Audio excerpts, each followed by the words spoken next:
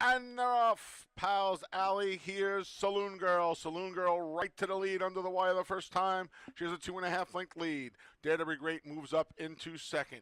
Then the Fabulous Moolah's third. Along the rail is All Biz. Amy's Link is in mid-pack. Middle of the track, I should say. She's about 9 lengths from the lead, and after the alert beginning, Pals Alley is last and widest of all. Saloon Girls opened up a 5-length lead around the clubhouse turn through an opening quarter in a pretty quick 24-2. Saloon Girls moving right along here. It's a gap of 5 to the Fabulous Moolah, who's shadowed by Dare to Be Great. Then the 3 at the back. Pals Alley, widest of all. Amy's Link, All Biz saves all the ground. She's 10 lengths from a free-running Saloon Girl. Saloon Girl has a 3-length lead. The Fabulous Moolah and Dare to Be Great are a team right behind her, about 3 lengths behind through a 49 2/2. Amy's Link, Michael DeVilla Jr. starting to motivate that one. Pals Alley still way out in the center of the track. All Biz hasn't left the iron. Saloon Girls led the entire way. It's Saloon Girl that leads down to 2. Here's Dare to Be Great coming at her with a rally. And now Amy's Link gets in gear. She's cut the margin to 4 lengths through 1:15 3/4 time. Saloon Girl and Anthony Rodriguez trying to lead them all the way in the opener. Dare to Be Great's been chasing the whole way. Amy's Link comes under a ride, but they come off the turn and into the stretch, and Saloon Girl still has that 3-length lead. Dare to Be Great trying to hold off Amy's Link for a second. Now, Anthony Rodriguez goes to work on Saloon Girl past the 16th pole, and she responds. She holds sway. It's a 3-length lead. Amy's Link will be second. Saloon Girl wire to wire. Then Amy's Link. Dare to Be $2 exact to 2.6, 13.20. 50-cent try, 2.65, $7.85. 10-cent super, 2.6, 5.4, $5.25. They're in the gate. And they're off. Just a half step slow there was Dee's Wise Guy, who's recovered now and rushes up the inside to take the lead. Dee's Wise Guy, chased by Crunch BBB. To his outside is going to be dancing. 4 deep Max Forster, 5 wide. Joe's had enough. And the trailer, already 10 lengths from the lead, is Angelic Mission. Dee's Wise Guy struts his stuff on the front end.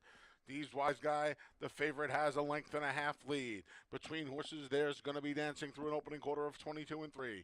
To his outside is Max Foster as Crunch BBB comes under a ride towards the rail.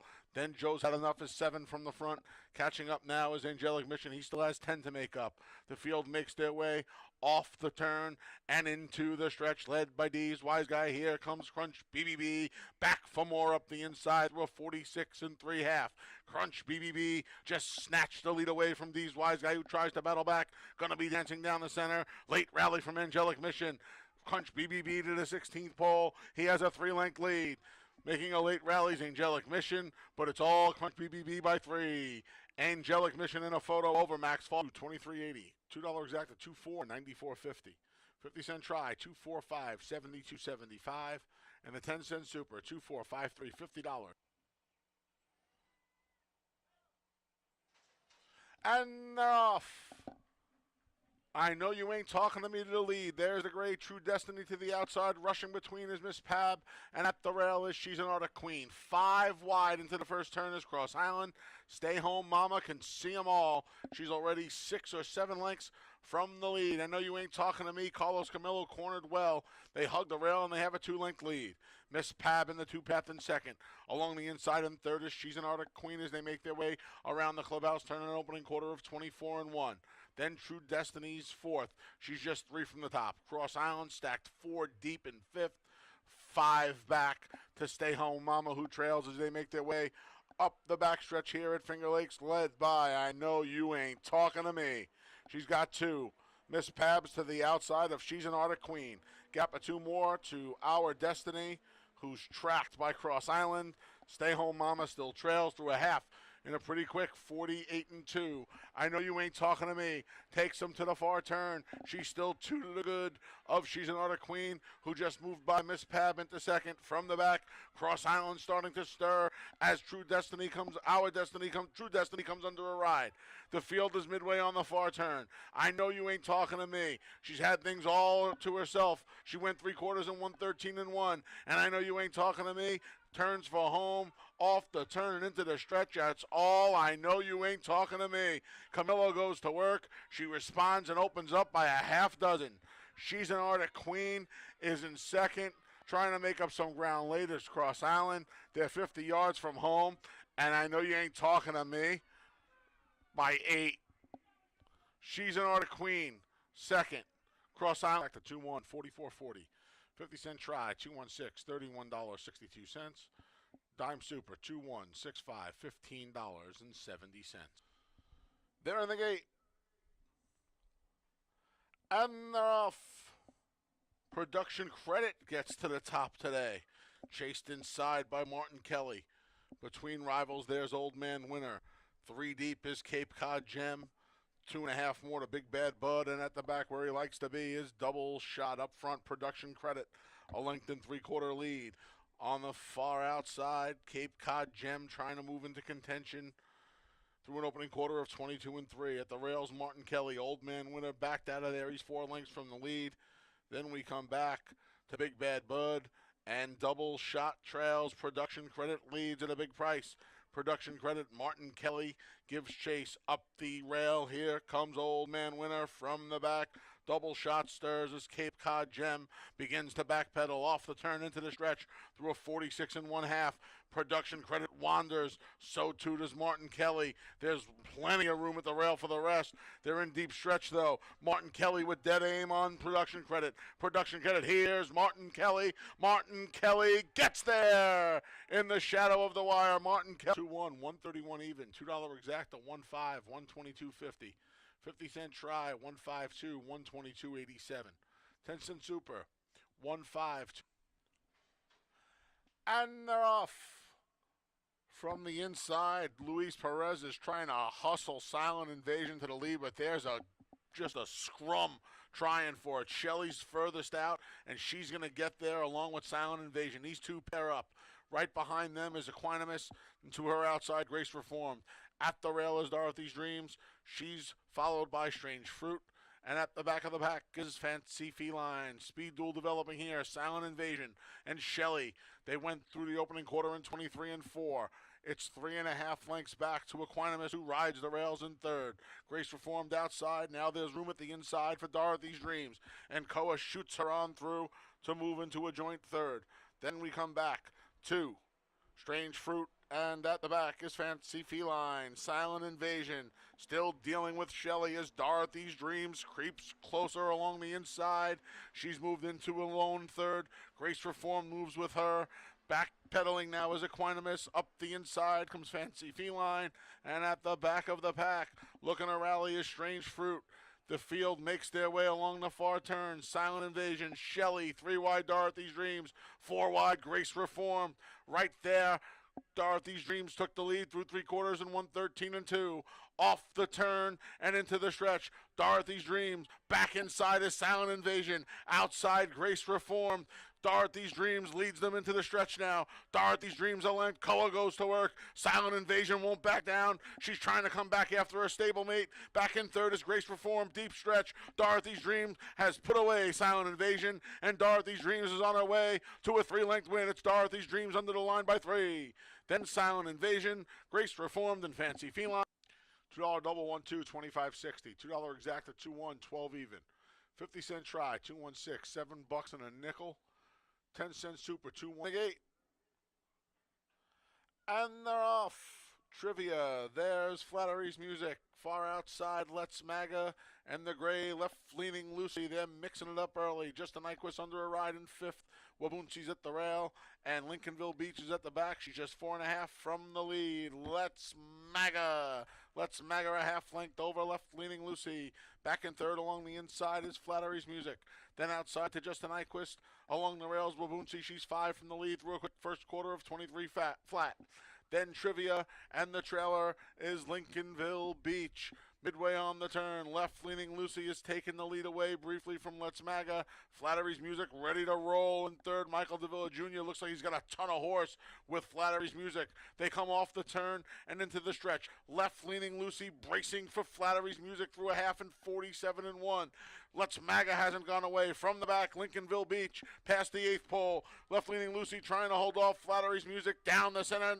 Justin Nyquist, here's Lincolnville Beach. It's Flattery's Music, Lincolnville Beach, Flattery's Music, Lincolnville Beach going best of all. Lincolnville Beach a half length. Then it was Flattery's Music. Exact to 3-2, 49-20. 50 cent try, 327, 72, 62. 10 cent super, 3275, $44.60. And they're off. Bustin' Roxy like a shot right out of there to the lead. Easy play to the outside in second. Then we come back to Missing Fortune, who's between Tivoli Gardens and Tuscanova Beauty.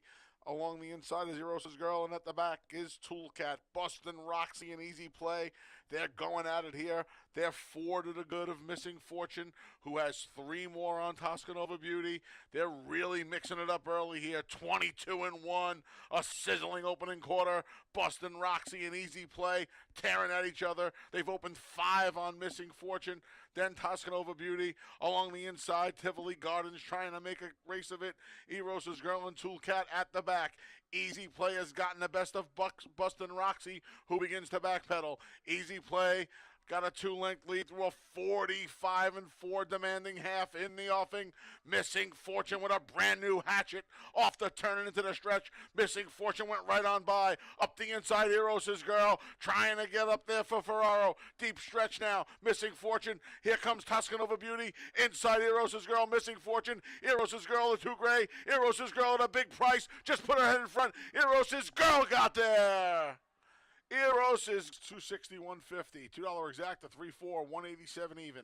50 cent try, 347, 103.87. And the 10 cent super, 3-4, 7-5, 7. And they're off in the Finger Lakes finale. Curl Talk like a shot out of there. Determined Love right with her. And these two speed off.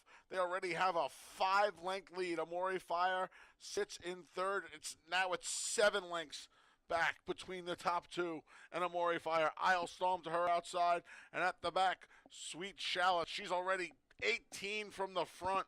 They're flying up front. Curl Talk, Determined Love, 21-4. They ripped through the opening quarter. Curl Talk trying to get the better of Determined Love from the back.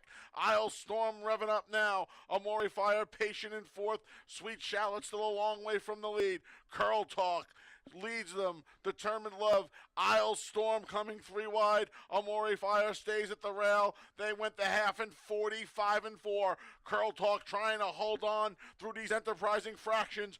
Isle Storm with dead aim. Sweet Shallots is absolutely flying from the back.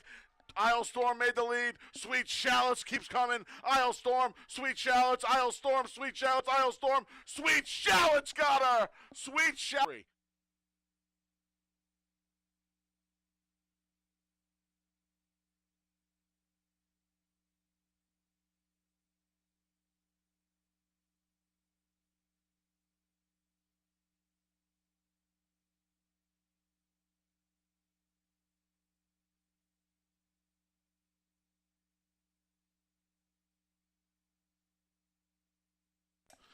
Ladies and gentlemen, to honor America, please stand for our national anthem.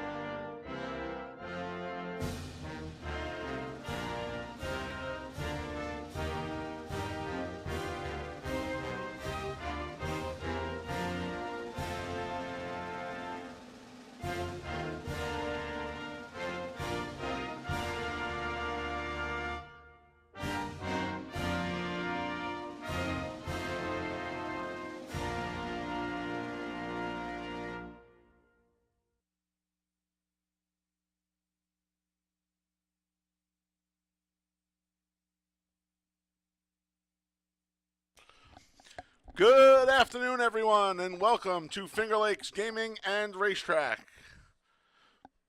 I'm your track announcer, the Big A, Anthony Stabile, wishing you a happy Independence Day and a happy Funny Side Tribute Day here in Farmington. Nice day here, partly cloudy skies, temperature in the mid-80s. The track is fast. We have a pick six carryover of $13,781 that waits in race number 3. Before race 3, which is the Funny Side Tribute race, I will be giving out a pick six ticket. See if lightning can strike twice. My birthday gift to America, hopefully. Beautiful day if you're in earshot. Come on out. A lot of great activities. Both his Hall of Fame rider, Jose Santos, Jack Knowlton, the operating manager of Saratoga Stable, the owner of Funny Side. They're here for a meet and greet until about 3 o'clock. Plenty of his trophies are downstairs for you to take a look at and take pictures of. There's a T-shirt. There's a commemorative photo. We'll be showing a bunch of his races throughout the day. My main man, Dave Mattice, is going to interview Jack and Jose after the third. And there are silent auction items that are going to benefit some thoroughbred charities, including our adoption program here at Finger Lakes. There's also free programs at both program locations. 2 How to Bet seminars at 12:15 and 12:45, with one attendee receiving a $20 voucher by raffle just for being there. And, of course, they're already cooking out front. Karuba's barbecue chicken's here. $15 for the buttered spuds, the half a chicken, the coleslaw, and the dinner roll. Come on out if you're in earshot. Again, a fast track, beautiful day, and we got that carryover in the pick six. Here are the changes for today's races. In the first, pick 4 starts in race 1. Scratch the 6, Red Fortress. Race 1, scratch the 6. Again, that early pick 4 starts in race 1 along with the early double. Race number 2 kicks off the first pick 3 of the day. Scratch the 1, Debbie Darling. Scratch part of the entry 1, Debbie Darling, out of race number 2. Race 3 starts the pick 6. Again, $1 pick 6. Carryover, $13,781. Please note, there will be no show, try, or super wagering in race 3, due in part to the scratch of the 1, W&L. Race 3, scratch the 1, W&L. It's the Funny Side Tribute race and the start of today's $1 pick 6 with the $13,781 carryover. Race 4 starts today's pick 5. No changes in the 4th. Late pick 4 time in race number 5. Scratch the 4, Motley Sue. Race 5, scratch the 4, Motley Sue. The final pick 3 of the day kicks off in race 6. And there are no changes. Late double starts in race 7. Scratch the 4, Fidelia. Race 7, scratch the 4, Fidelia. And in the finale, race number 8. A rider change for the 1A, Clifton Punch to Dalton Brown. Dalton Brown rides the 1A. Clifton Punch and scratch the 3 Super Slide. Race 8, scratch the 3 Super Slide from today's finale. Again, beautiful day, fast track. It's Independence Day. It's Funny Side Appreciation Tribute Day. Come on out if you are in earshot for a fun afternoon. Got free programs waiting. Karuba's barbecue chicken. The whole 9 yards. Come on out to Finger Lakes. Coming up next, before we kick off Funny Side Tribute Day, is my main man, Dave Tex Mattice, with the Independence Funny Side Day edition, a special Thursday edition of Takes from the Lakes. Take it away, Dave.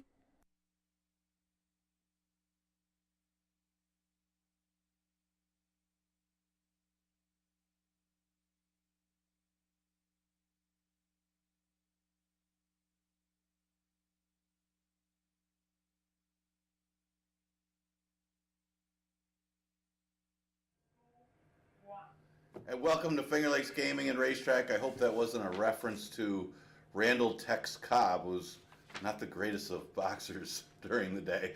But anyway, today's a big day here at Finger Lakes. Happy July 4th, big day of the year, Independence Day, as we celebrate America. And today we're going to also celebrate the great funny side, as we are tributing today, not only to our independence as a country, but also to a great horse that made an appearance here. It was a New York bred gelding, as everybody remembers, Funny Cide, who won not only the Kentucky Derby, but also the Preakness, and was a threat to win the Triple Crown that year. It's just Empire Maker was fresh and just the mile and a half that made it tough. And Funny Cide certainly made a nice run. What a great horse. One of the best New York breds ever. And here today, we have one of the managing partners, Jack Knowlton. I think we're going to have others from Sakatoga Stable. Jose Santos, who rode Funny Cide in both the Kentucky Derby and Preakness. Obviously a great jockey, Hall of Fame rider. I think his son is Ray Lou Gutierrez's agent, I believe so. He'll be here. I'm going to interview both of them, Jack Knowlton and Jose Santos, after the running of the third race. Obviously great guys, and exciting day. If you're here at the racetrack, we're doing a giveaway right now. If you come in, we're giving away t-shirts. They will be down there, and I think they're down there right now. Jose Santos and Jack Knowlton started at noon for a meet and greet. So if you're not at the track, you're watching, you want to get down, they're going to be there for a couple hours. Come and meet Hall of Fame rider Jose Santos and Jack Knowlton. They're signing autographs, taking pictures, all the 9 yards. I never understood what the 9 yards are, but they are doing that. Well, we got a good card today. We got a $13,000 carryover. We put our Funny Cide, I guess you would call it a feature race in race number 3. It's the Funny Cide Tribute Race. We are down to only a few horses in there, but there's some good horses in that race. Man, you look at the first. It's an 11-9 claimer. We're going a mile and a 16th, so take a seat. 5 betting interest for the first. We do lose Red Fortress out of race number 1. Yeah, the other day was interesting. You kind of want to read the racetrack, but speed looked pretty good early in the day. The last 2 races, they were just flying up front, and they had to come back. I mean, there was a couple big speed duels the last 2 races. I'm still gauging that racetrack a couple days ago as speed favor most of the day. But, you know, pace makes the race in some of those races too, though. We'll see how it plays today. Interesting first race, because even with the 6 horses in there, you look at the condition. You know, you got 3 different ones. But the big thing is, you got some never won 3s, or never won 4s, I should say. Ginsu Warrior and Oliver with Twist are both non-winners before, and so's Burt. That didn't bother me as much. I think the thing that I looked at first was horses classy enough here. Burt, and Oliver with a Twist are coming up in class, no matter what the condition, lifetime, or whatever. They're coming up from 5,000s, while the other ones are legitimate higher claimers allowance type horses. So to me, it was easy to narrow it down from that handicapping sense to 3 horses: Octu Lieber, Ginsu Warrior, Full Moon Fever. Then you got to kind of look at who's got the tactical edge in here. Seems to be Ginsu Warrior. You rarely will see me pick this horse on top, just because I know how Ginsu Warrior is. He does. It's like he knows where the wire is. He likes to look for somebody to play with, a little competition late. And I've seen him, even when he's sent to the lead, he looks for that competition late. Well, Emmanuel Di Diego's gotten him to ride him a couple times now, so at least he's going to get to know him. I know Christian Navarro got to know him in Latin. The last time Ginsu Warrior won, I think was fortunate that his number didn't get taken down, because while he's looking back for competition, he also went into the other horses that were coming into him, and I don't know. I don't remember if they objected or not. The horse should have come down. But he won. And that was the big thing with Ginsu Warrior, is he's just as good as these horses. He's going to make it interesting no matter what. But one thing you can say, he's got the tactical edge. I think he went way too quick last time when he did those kind of fractions on that racetrack. A mile and 16th, he can't go that fast. He's going to have to at least try to rate out there, but make sure you have a clear lead. And he should. I mean, you look at you look at the competition in here, he should have a clear lead. Oliver with a twist. If Oliver with a twist tries to send out with Ginsu Warrior, Oliver with a twist is going to be done by the 3/4. So I would expect Ginsu Warrior to have the lead. Octulieber defeated Ginsu Warrior last time, so actually Ginsu Warrior gets 2 pounds because of that win. Octulieber's going to have to carry 124. Ginsu Warrior stays at 122, so he gets the 2 extra pounds. See if that could help turn the tables. But I think the big thing was Ginsu Warrior went too fast. And Octulieber ran a good race. They backed up. And not sure if that's going to happen again today, especially considering that was Ginsu Warrior's first route of the year. Again, there's other reasons with Ginsu Warrior. Like I said, he does look for competition, and it could get interesting late. Full Moon Fever's got every reason to improve. This is a little bit easier than what he's been facing. Although, other than the third behind Honorable Avenue, that last race wasn't good. I guess one thing you say, it was on an off track, but he hasn't been bad on it either. So you got to kind of forgive the last race. I know he didn't break all that sharp. This is a little bit easier. So if you forgive the last, he's the other one that's the win threat. I think any of these 3 could win it just because I can't have too much faith in Ginsu Warrior, but he does look like he's got a tactical edge in this 5-horse field to open it up. Okay, second race, scratch the one part of entry, Debbie Darling. Thought it was a real interesting race, and there's something that I rarely do too. Maybe it's the different look today, the new cowboy in me.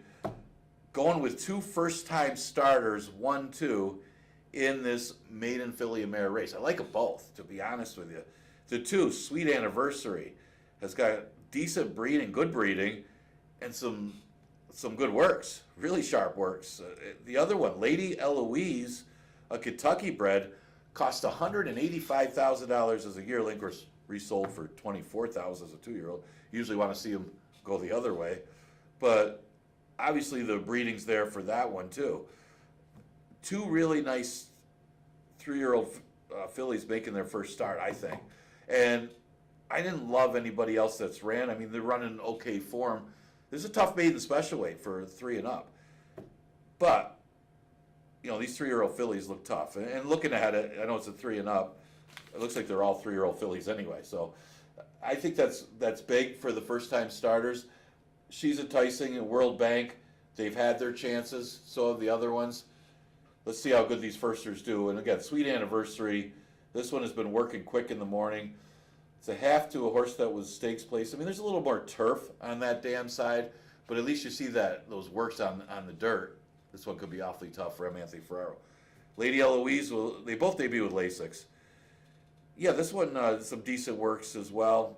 Again, you're looking more for the consistent works, especially with the 3-year-old fillies. I can see these 2 running 1-2.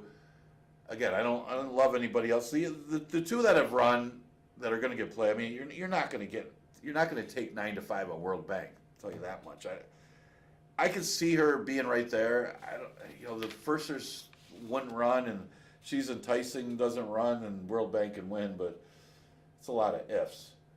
I would say this is the first start against older horses for She's Enticing, but I guess the positive is She's Enticing gets all 3-year-olds in this race. So I think that's a positive here for this horse.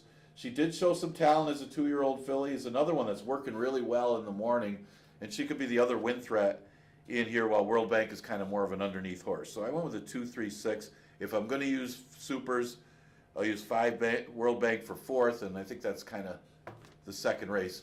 And again, there's some question marks about these first-time starters, always is. I think if you get to the second race, and I know the pick 4 starts in the first, but if you're just playing off of the second race and you get there, I'd watch the board a little bit, especially as you get closer to post time. And that might give you a few hints to see who's live in here. Okay, third race is the Funny Cide tribute race. We are going to do a little presentation in the winner's circle, and I'm going to be interviewing Jose Santos and Jack Knowlton after the race, talk about how great a days they were with Funny Cide. Remember, Funny Cide ran here in 2007, the end of his career. We raised the purse to $100,000 for the Wadsworth Memorial handicap at the time, and Funny Side, I think it was Johnny by Night was the horse that Charlie Baker had a pretty good sprinter. Funny Side had to do some work there at the end. I think Andy Garcia rode that horse that day. Came swinging around, and this place was electric when that horse came down the stretch. I couldn't even see it and what was happening because there's so many people flying around me. But it was quite an exciting day back on July. It was July 4th, 2007. Man, doesn't that seem that long ago? Think about that. That's exactly 17 years ago, if my math's correct. Math was great when I was young. I don't know about it anymore. All right, we do scratch the morning light favorite, and I'm going to just say that because I don't know if I could pronounce the name anyway. We'll let Anthony do that. Yeah, pace is interesting of who's left. The other thing I kind of looked at, you got a couple 3-time winners and a 2-time winner. Simply enough, Thunderian's got a little bit of numbers in class edge. There's also a 4-time winner. I think that comes into play here when you're talking about the one other than allowance race, because it's not like anybody else is like facing tougher than dropping in to face Thunderian. Thunderian's the one that's facing tougher, and it's almost like a big drop in class when you're facing a couple 3 lifetimes and a 2 lifetime horse. And this horse has been going against open claimers in New York. He's out of a dam by Bernardine. Man, you should see the siblings of that dam. Half to a bunch of good ones. A lot of them raced in England. A couple of them were Group 1 winners in England. So a lot of good breeding for Thunderian. And you see the races. Really good. The horse hits the board often. This will be the first appearance of Finger Lakes. Has gone this distance before. Ran a good second. Yeah, a couple wins were on the off track. Maybe get a little rain to run better. But the key is going to be speed. They all look like they want to be close with the exception of Delta Ridge. Barrel of Quest could be the speed that remains, but I would think Thunderian can be close and try to wear that one down. And that's the 2 races. Maybe Barrel of Quest has more of a tactical edge if he's able to clear for the lead early. Comes off a good-looking win in a 3 lifetime. I don't think he beat much in there, though. It was a short field where Street Cop Officer, Crypto Causeway probably weren't at their fittest coming off layoffs, and this horse went off a very, very short price coming in with a fitness edge. So, I don't want to put too much of a negative on the horse because the horse ran pretty big and was much the best victor in there. Had been running on different surfaces before that, but then hit the dirt from a 10 post and dominated at Tampa. This horse won 2 in a row. Wouldn't be a surprise in here. Looks to be the main threat. Those are the 2 I would use. Although Delta Ridge would take advantage if the pace is high. It's hard to gauge how good Delta Ridge is. He just won the 1 state bred and really looked good coming down the stretch. Had a big stride and won the race. Is he as good as Thunderian and Barrel Quest? I think may need a little bit of a trip in there to be so. Okay, 4th race, an allowance race. Never won 3, 4 fillies and mares. Good race. I think the key is to get 2 for the price of 1 here for Ronnie Breed Jr., who's off to a great start, by the way. He always talked about his parents, Ron and Deborah Breed, and breaking the fevers, which was the first thing he'd come up with. And of course, Winston's Chance. They had the 2 great horses over the years. Ronnie Breed's getting a lot of horses this year, getting some good owners, and he's been a good trainer. He's been winning races this year, solid in the money percentage. But Solly's been placing them very well. Congratulations to Ronnie Breed on such a good start to the year. And he's got a couple of good ones in here. He got speed and a closer with this entry. And, I thought Dale Avenue looked pretty good when she broke her maiden. She was in a really tough 2 lifetime. I think she did take advantage of the fact that the track was favoring speed, maybe to hold off Grand Lady Indy. Of course, that one's a little bit of one of those types that look for competition, but Grand Lady Indy did just win the other day. That one finishes 1st or 2nd every time. So it was a good effort there. Beat a really solid maiden field. 2 great races in a row for Dale Avenue, but you also get Jackson Avenue. What's the trend here? They're both out of Dean Avenue. I think Honorable Avenue is one of the other ones that we saw around here. Jackson Avenue was kind of compromised by the start last time. He didn't get off all that sharp, tried to make a late move, and wasn't able to do so after that. Does shorten up to 5.5, but you would expect her to be a little more in the race if the speed can get out a little better. Obviously, she's at the mercy of the pace, but the pace might be provided by her stablemate and Busted Time at Stars Delight. I mean, I think you basically got three of them in here. You know, Stars Delight's way out there, so I don't know how aggressive she's going to be. Busted Time doesn't seem like she's been going that quick of fractions, but it looks like she wants the lead. And Dale Avenue also. So I think of the entry, if this race backs up, the one might be your best bet, depending on how this track is playing. But that's the best kind of entry if you're playing an entry. It's speed and a closer, and they're both solid contenders in race number 4. I use a little bit of a long shot for second. Not sure how much of a long shot that she'll be because she ran a good race last time. Talking about Ruby's Mission, who was 21-1 last time and ran well. Now, she's a close-up type, but I think she could get more of a stalking trip in here, that she's not chasing so much at 6 furlongs. Now she's stalking at 5.5, and that could be a good trip against these horses, especially if they're all kind of out there and she could sit within a length and a half, 2 lengths. She might be able to trip out and be right there. She hits the board a lot anyway. I don't know if this is her best distance. Seems like maybe 3/4 she's generally better, but if she's kind of a stalk and one-run horse, maybe if she gets the right kind of trip, it could be. So I use her second. Stars Delight, she's better than what she looks on paper.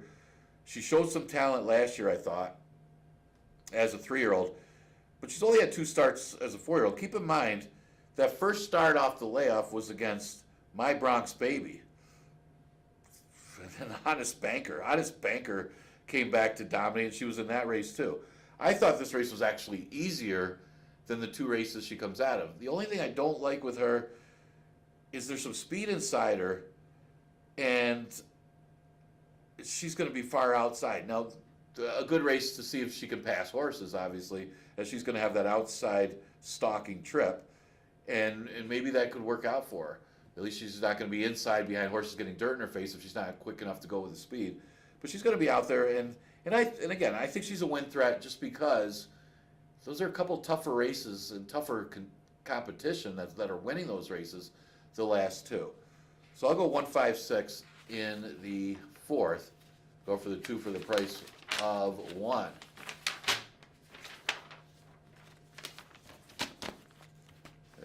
Win one of these races, I'd have to try my other career being a country singer. I don't think that would work out for me, though. 5th race, scratch the 4, Motley Sue. I think that would affect the pace in this race. Motley Sue stretching out would expect to have some speed. I don't know why Motley Sue's been rating so much lately. 11-9 claimer, never won 3 condition. A couple good ones in here. I do think with a class edge, this is a winning move for Ms. Haley, dropping to face the never won 3 11-9s. I know it doesn't look like much of a drop. Look at the claiming prices that she's been in, but those are much tougher fields. And this will be her first appearance at Finger Lakes, and it's a much easier group than the 4th place finish she comes out of at Penn National. And I think she just got to keep her form to beat these horses. Now, she doesn't have a lot of speed, and there's not a lot of speed in this race technically. I mean, Lindsay and Our Girl Faith seem to be the 2 that are going to be out there. Neither one of them are that fast. So that's what you got to kind of worry about, is that pace slow up front. Other than that, I mean, she could be one of the ones that are close up because Lindsay's not that fast. But I'm going to use her on top. And the other 2, I mean, Lindsay plays. I think I put my foot in the mouth last time on Lindsay, as she really impressed me. Didn't know about the blinkers off. Didn't really think that was a big drop, but man, she was much the best. So you got to give Lugu, Naz, and Scott Durgan some credit for really running well, that horse. And she would be no surprise if she comes back here stretching out. Maybe the previous route was just a tough group and she didn't get the right kind of trip.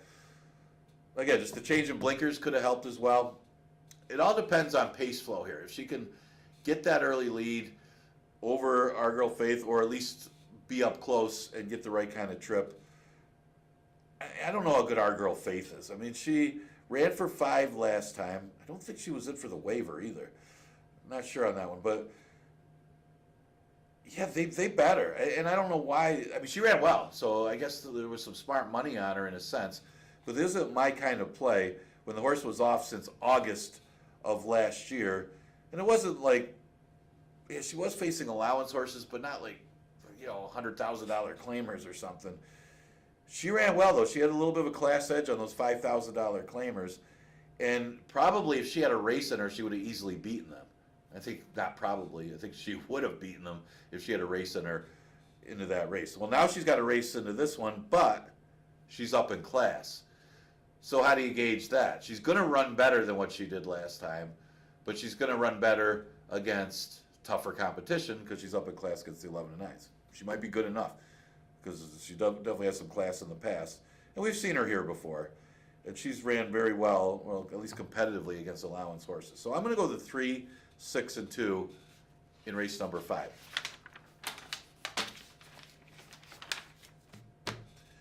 Sixth race, the 5,000 claimer, non-winners of a race that's a date, or never won 4 races, going 6 furlongs. Wanted to get one of those USA flag hats. I don't know. I couldn't really find. I used to have one of them. I just couldn't find it anymore. I lost it during the move. But yeah, this is like a really top of the line cowboy hat from Garth Brooks himself. No, not really. So I think I got it at Tractor Supply. 6th race goes 6 furlongs. Another one. I mean, like the Ronnie Bree Jr. entry earlier in the day. Now you got an Ilmar Loaiza entry here. That might even be a short price. I mean, you can make a strong case for Nutsy and Sam A. Nutsy got his number taken down last time. He ran well. I think Smooth Tails was going to take him. I think he looked like he was going to go by him. And, yeah, Anthony Rodriguez was just protecting the win, was trying to race ride a little bit. And, well, got caught. Got number taken down for that one. That's the way it goes. But he still ran well. And he stays in the condition because he didn't win. And he still, because of the split condition, he's going to get to face some 3 or 4 lifetimes as well. I don't know if there's that many of them in here. Uncle Milty is a horse for the 4 lifetime. Most of them are in for the condition, non-winners of a race in a year. And I guess that could be an advantage here for, Nutsy and Sam A. I mean, Sam A, I expected the horse to run a little better last time, but the speed got away. It was early in the day. Brock Moninoff was off a layup, but it turned out to be lone speed. I mean, that horse got the lead, and nobody even tried to challenge. And when you're a closer like Sam A or a stalker, make a run, when nobody presses the horse up front and doesn't come back, where are you going? Well, the answer is not in the winner's circle. But again, both Sam A and Nutsy, those were their first starts of the year, so both of them have a chance to improve. I wouldn't even be real surprised they ran 1-2, although I think War of Thrones is going to be right there. War of Thrones has been at the mercy of the pace, and I don't know. It didn't seem like in the past that this horse came from so far back. I know he has always been a closer, but it's almost like he doesn't have any speed at all. And that's been a problem because the horses on the front aren't coming back. And then when you're at the mercy of the pace in these sprints, and especially at 5.5 furlongs, I mean, this is 6 furlongs, but it really puts you at a disadvantage where you almost got to be much the best to run down the speed when at that short a distance. Sometimes this track's favoring that as well, and there's no pressure up front. I mean, they've been doing 47s in some of these sprint races at the bottom level, and a horse like War of Thrones, who's lost any kind of speed, has been up against it. So you want to see the horse get a little bit sharper, or at least to get into the race a little more, if you want to bet him on top, or you can just get a race where it's just a load of early speed. As you saw what happened with Eros's Girl yesterday. Eros's Girl, as they really overbet that other M. Anthony Ferrara horse because she won 4 in a row, it gets easier. But they really went at it up front. And Eros's Girl, what an effort by that one coming up the inside. I should say, what a ride on that one as well. Was it Louis Perez rode that one? Yeah, I would go War of Thrones second, and then I'll use Knight of the Crown for third. I mean, Knight of the Crown has had horror trips. I mean, this one came off the layoff, probably needed a race anyway, ran at the 11-9, dropped to class to 5. Figured that was the race that he would run well to win, and just terrible tactics. I mean, it was 6 furlongs. There wasn't a ton of speed in the race, but this horse just went, I don't know what the word is, but it just sent really hard after the speed and just gutted. I mean, the horse had no shot after that speed duel and backed up. It was terrible tactics, is what it was. If he just stalks off for the speed, he's going to at least hit the board. But really went at it, so, and you could tell by the pace figures. It was just too quick for the day, that 22 first quarter. The next race, shorten up, again, Brock Boninoff, alone on the lead, and then it's the complete opposite. I mean, well, he didn't break well. That was the big thing, and he's got to break better.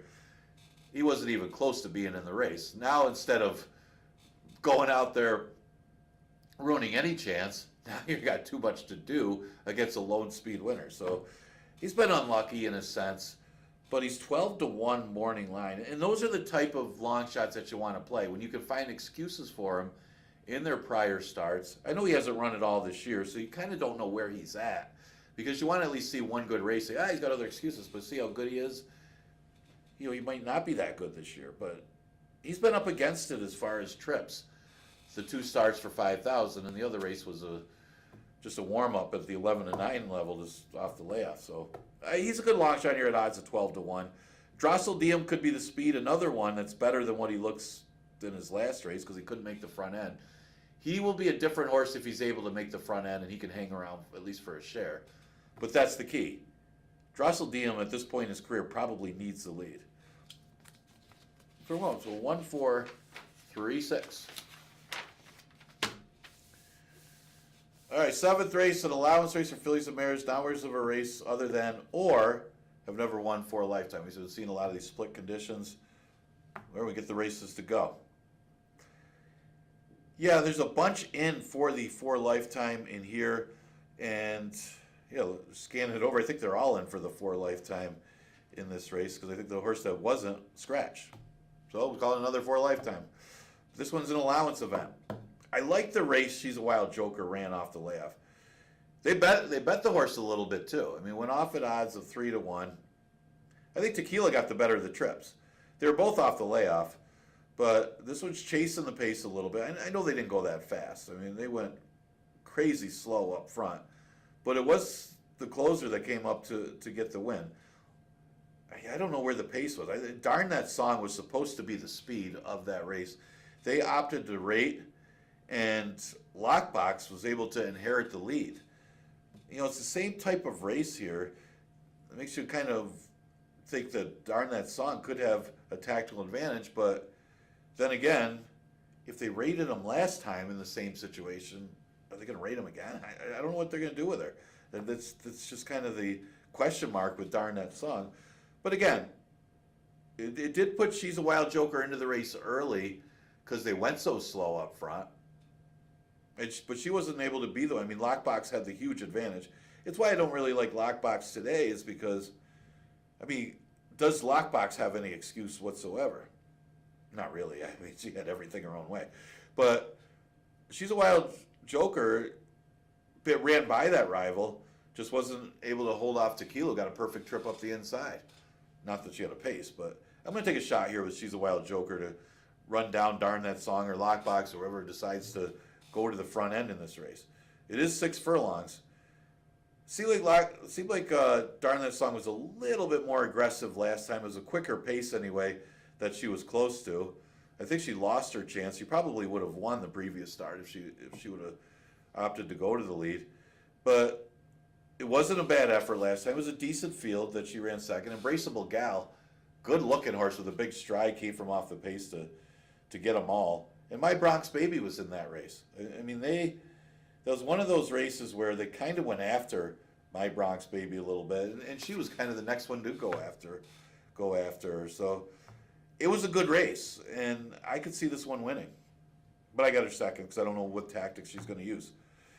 Isabel Loves Gold should be tough in here, but she's off a layoff. She was running mostly lawn towards the end of the season, but I thought she looked really good as a 2-year-old, at least early in her career.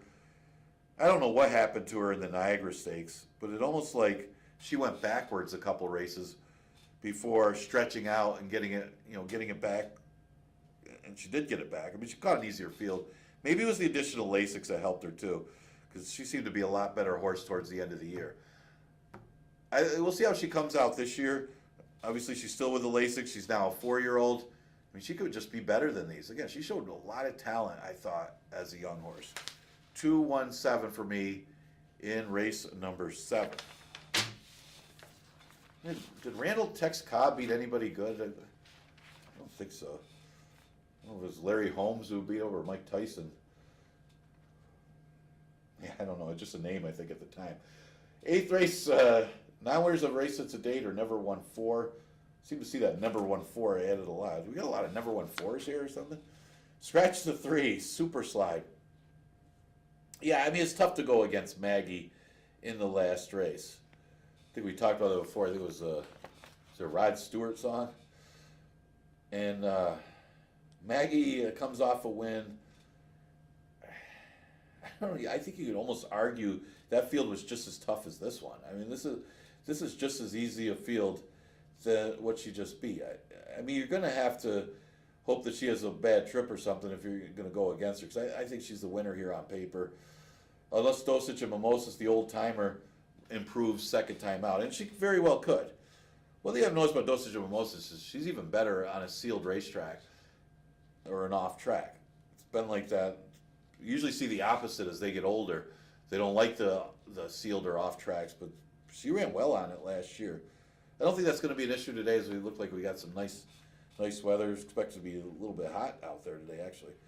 But she's been a consistent horse, and she's got another year. I think we run them until they're 12 here at Finger Lakes, but she's still kicking, and she might even be the main threat to the big favorite, Maggie, although if Maggie runs a race, they're not going to beat her.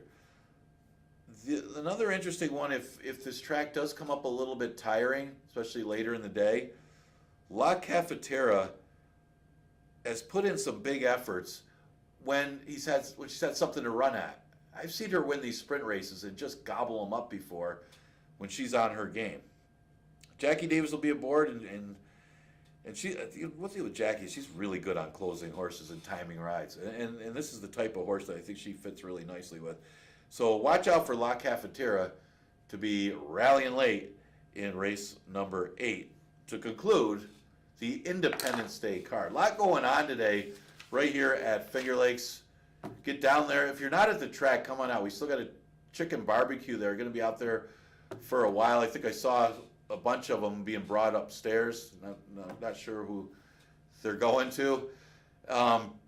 Yeah, I mean, you got a meet and greet today. Today's a tribute to Funny Cide. We're going to be showing Funny Cide races throughout the day. We're even going to be showing the race he ran here, that Wadsworth Memorial Handicap, after I do the interviews after the 3rd race. And I'm going to be interviewing Jose Santos and Jack Knowlton. Should be a lot of fun. Get out here if you're not here already. Get down there if you're here and get to talk to these guys. Jose Santos, a Hall of Fame jockey right here at Finger Lakes. You get your autograph, picture with him. And we got 8 races. So also you can make some money, and we're going to continue live racing on Monday. Or Monday will be our next live racing card with a 1:15 first post. I know we're going to be we're going to change the schedule coming up here soon. We're going to go a little bit earlier, but a lot going on today. Get out for the July 4th festivities.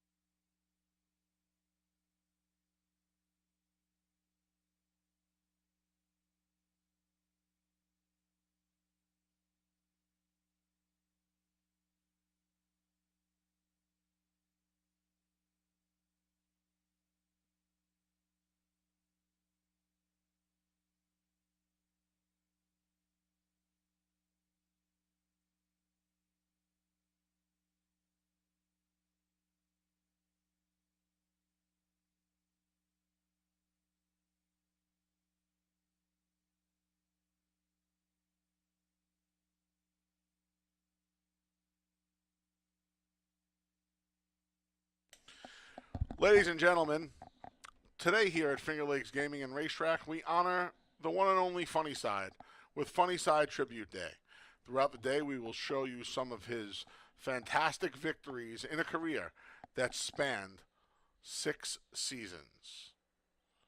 Jack Knowlton, the operating manager of Saratoga Stables, and his Hall of Fame rider, Jose Santos, are down at Lower Club doing a meet and greet all day as we watch and celebrate the fantastic career of the gutsy gelding Funny Cide.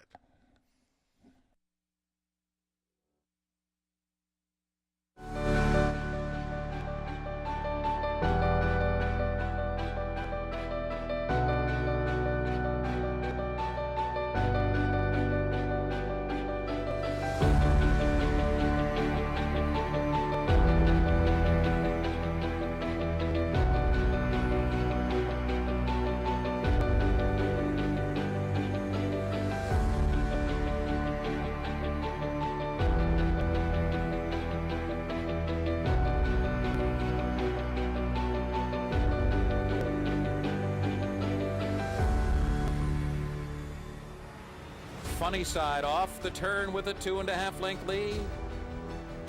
Funny Cide opening up on the field under a hand ride is in front now by 5. Spite the Devil, Storm Cadet, Infinite Justice, all giving chase. Farther back, Look Out Evan is a distant 5th. But it's all Funny Cide and Jose Santos aboard another winner, and Funny Cide won by 10 or 11 lengths. Scrimshaw's awfully well there on the outside. They're coming down to the final furlong, and the gutsy gelding Funny Cide has a narrow lead. Bobby Frankel's Derby Deal Peace rolls to his inside. Empire Maker is giving it all. Funny Cide trying to pull off the upset here. 12-1 coming down to the line, and the gutsy gelding Funny Cide has won the 129th Kentucky Derby with jockey Jose Santos aboard, and it was dead tight for second between Frank Horses, Peace Rolls, and Empire Maker. That's what I'm talking about. Put in a belated run to be third.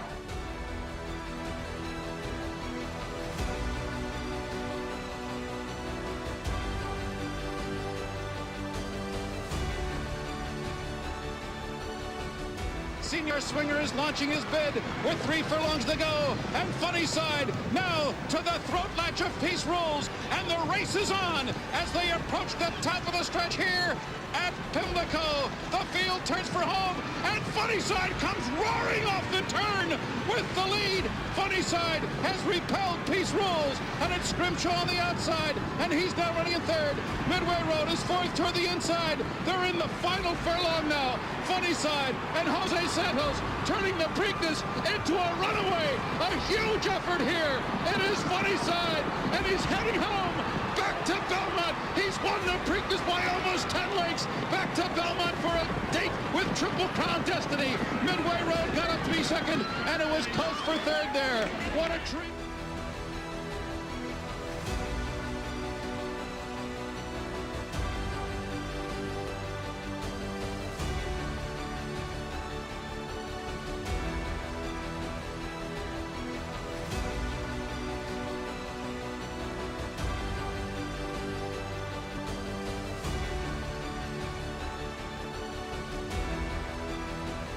On the far turn, Funny Cide is stopping. It's Newfoundland now going head-to-head with Love of Money. Newfoundland on the outside, Love of Money at the rail. Funny Cide under a drive, but he's now back third toward the inside. And the Cliffside just now 4th. And farther back, Evening Attire, he's still 6 lengths behind.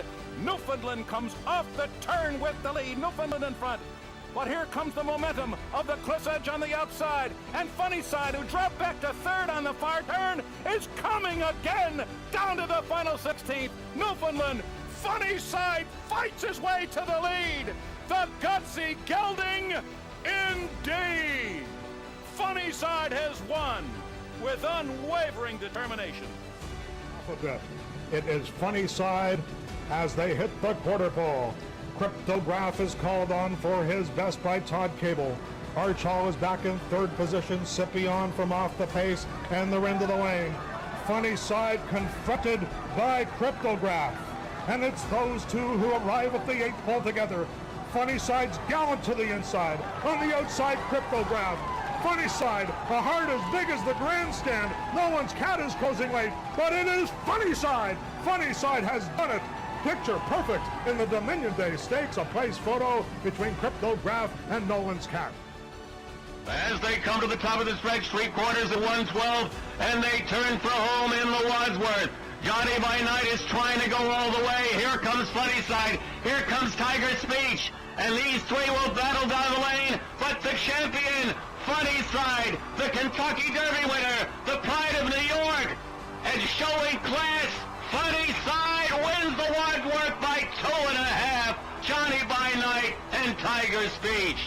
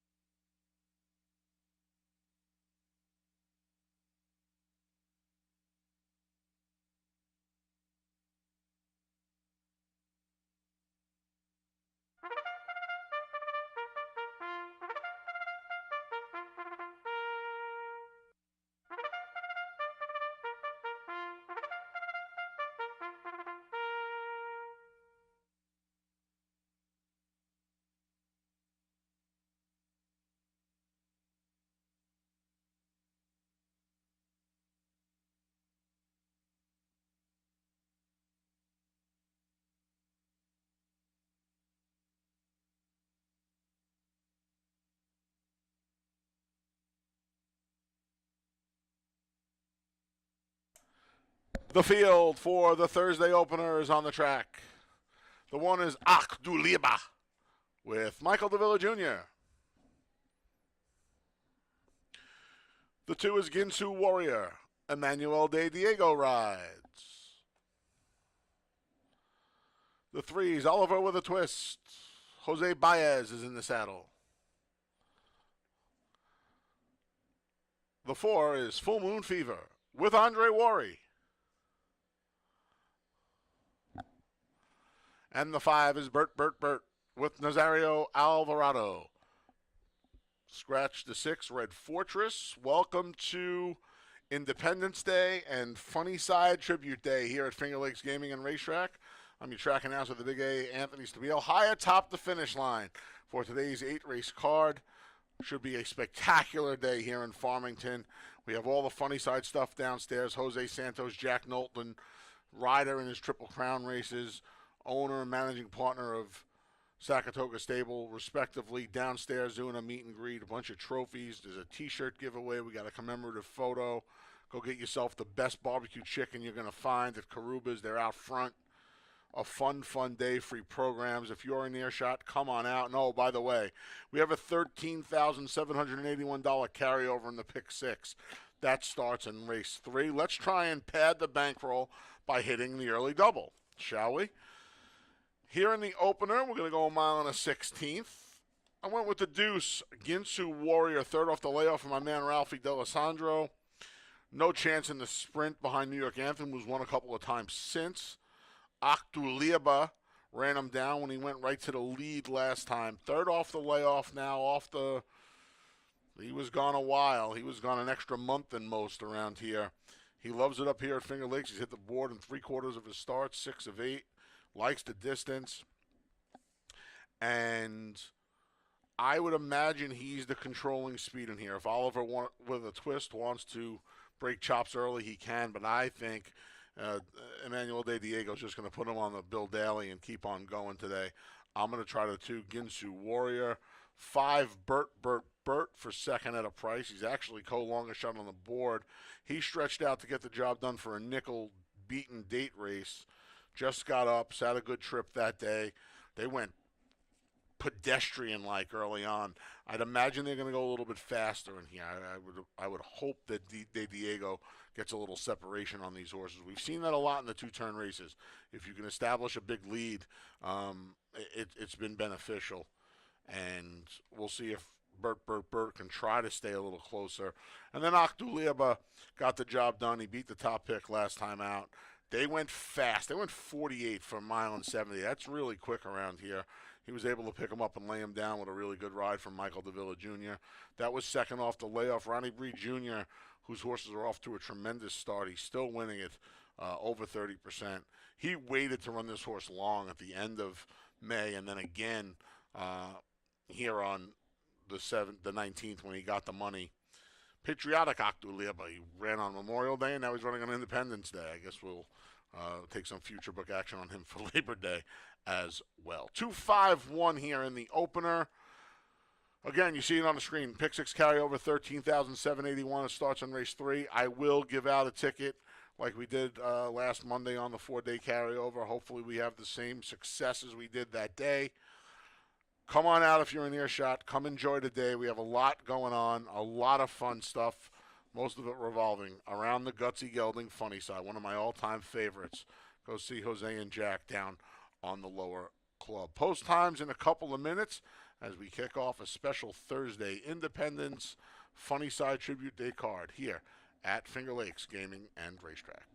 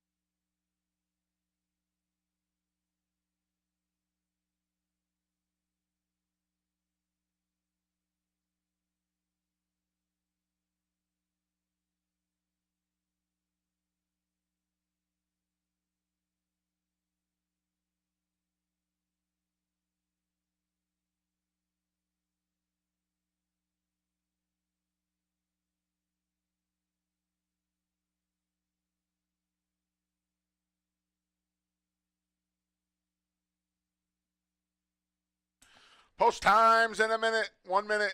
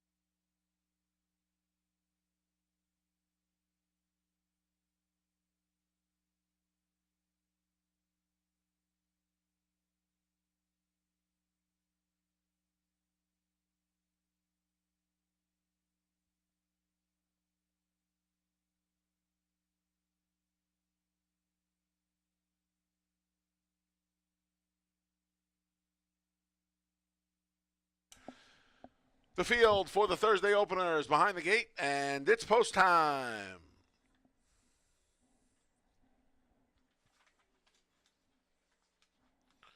Akduliba, the first to load, followed by Ginsu Warrior. Next up is Oliver with a twist. Full Moon Fever goes in. And the last to load is Bert.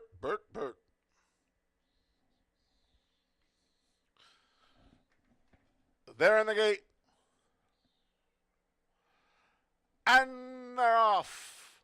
First to show on the inside there is Ginsu Warrior. Ginsu Warrior neck lead over Oliver with a twist. They have 2 lengths from the rail out on Akduliba, Full Moon Fever, and Bert. As they make their way into the clubhouse turn, it's Ginsu Warrior. The slight favorite has a half length on Oliver with a twist, who's just to his outside in second. Then we come back to Full Moon Fever and Bert, who races a team third and fourth. And the trailer where he likes to be is Akduliba. 25-2 for the opening quarter as they straighten away up the backstretch. It's Ginsu Warrior. He's bumped it up to a length.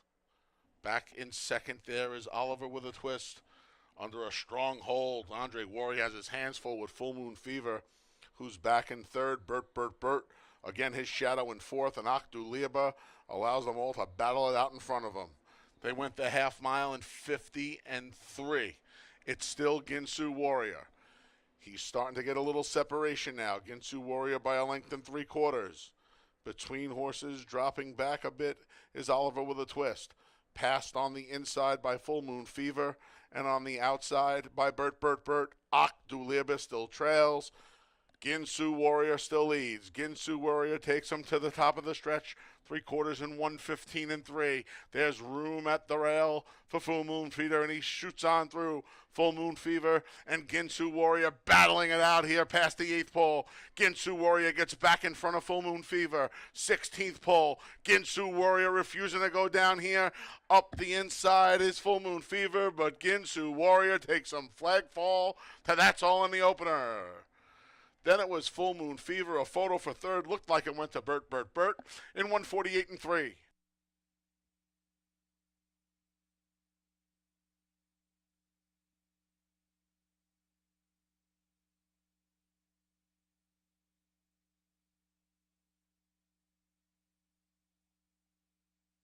Photo finish. Hold all tickets.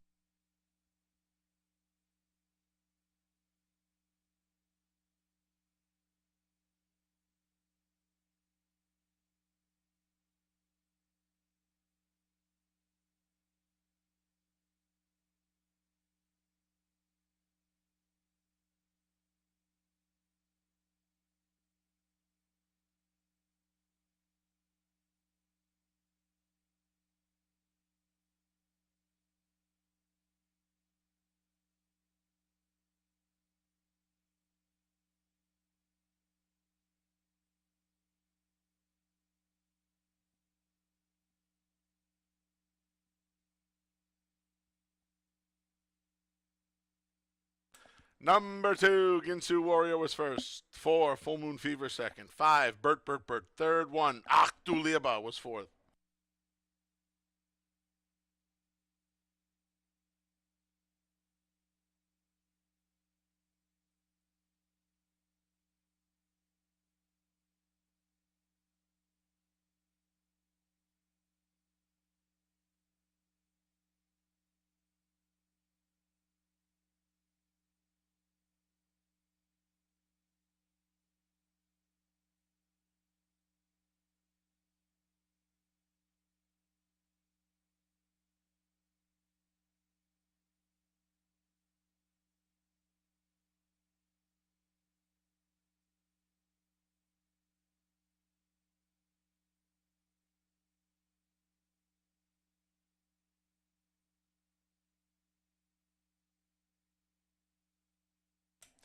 Returning to the winner's circle is the number 2, Ginsu Warrior.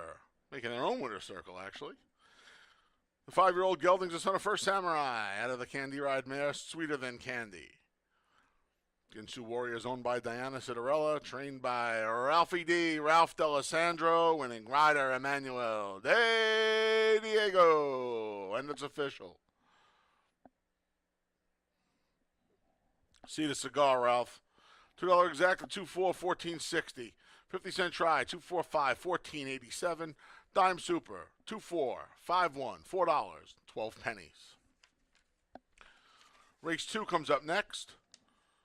First pick 3 of the day kicks off in race 2. Scratch the 1, part of the entry, Debbie Darling. Scratch the 1, Debbie Darling, from race number 2. Post time for race 2 is in just over 20 minutes.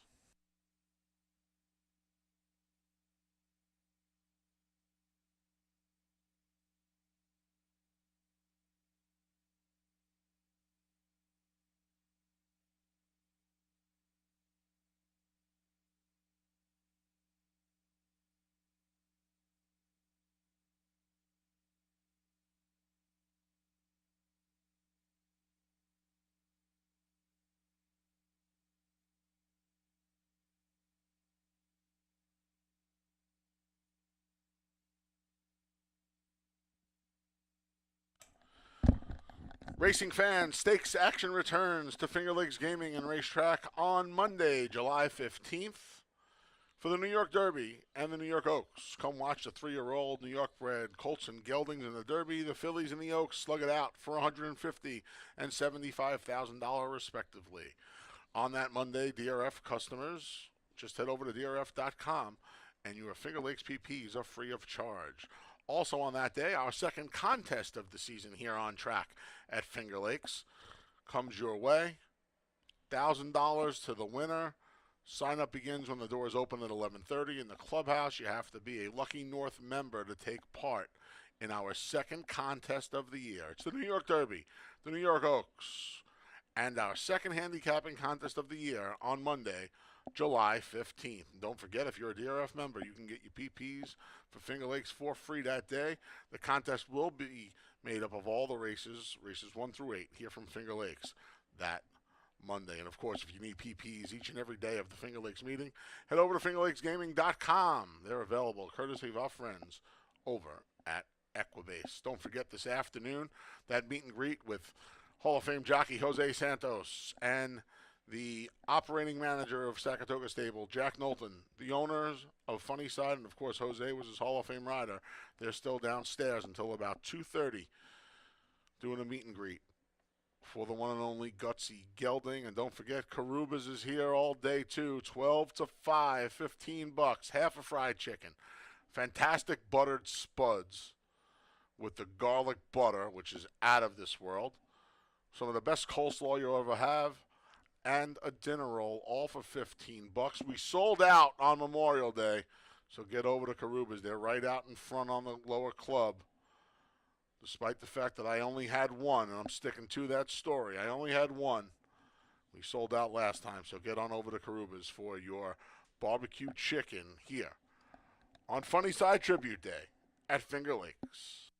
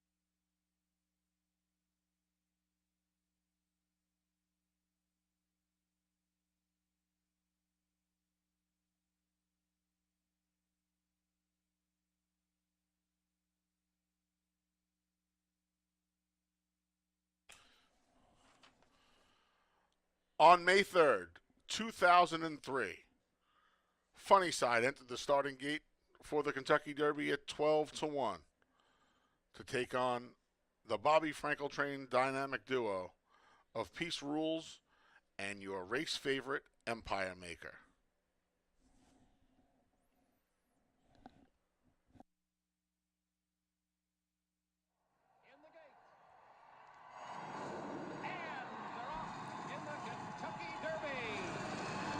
Scrimshaw breaking on the far outside. Peace Rules. Brad Cluzy is also right there.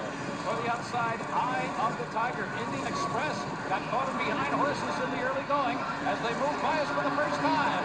And it is Brad Cluzy in front. Peace Rules now moves to second. Eye of the Tiger is third. Funny Side toward the inside is racing fourth. Scrimshaw 5 wide into the third in fifth. And Indian Express in a world of trouble, strangled in behind horses. Indian Express, a very tough time of it in the early stages here. Domestic dispute is running 7th in between horses.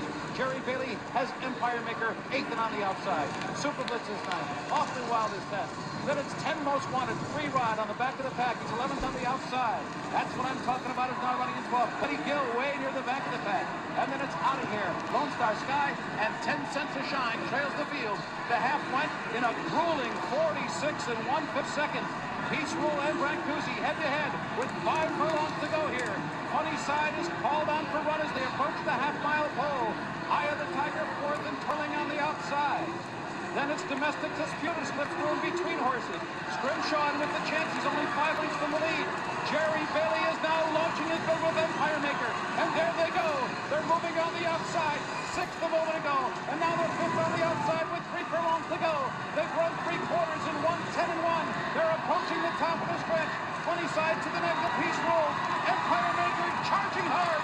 A sustained rally for him on the far outside. Return for home.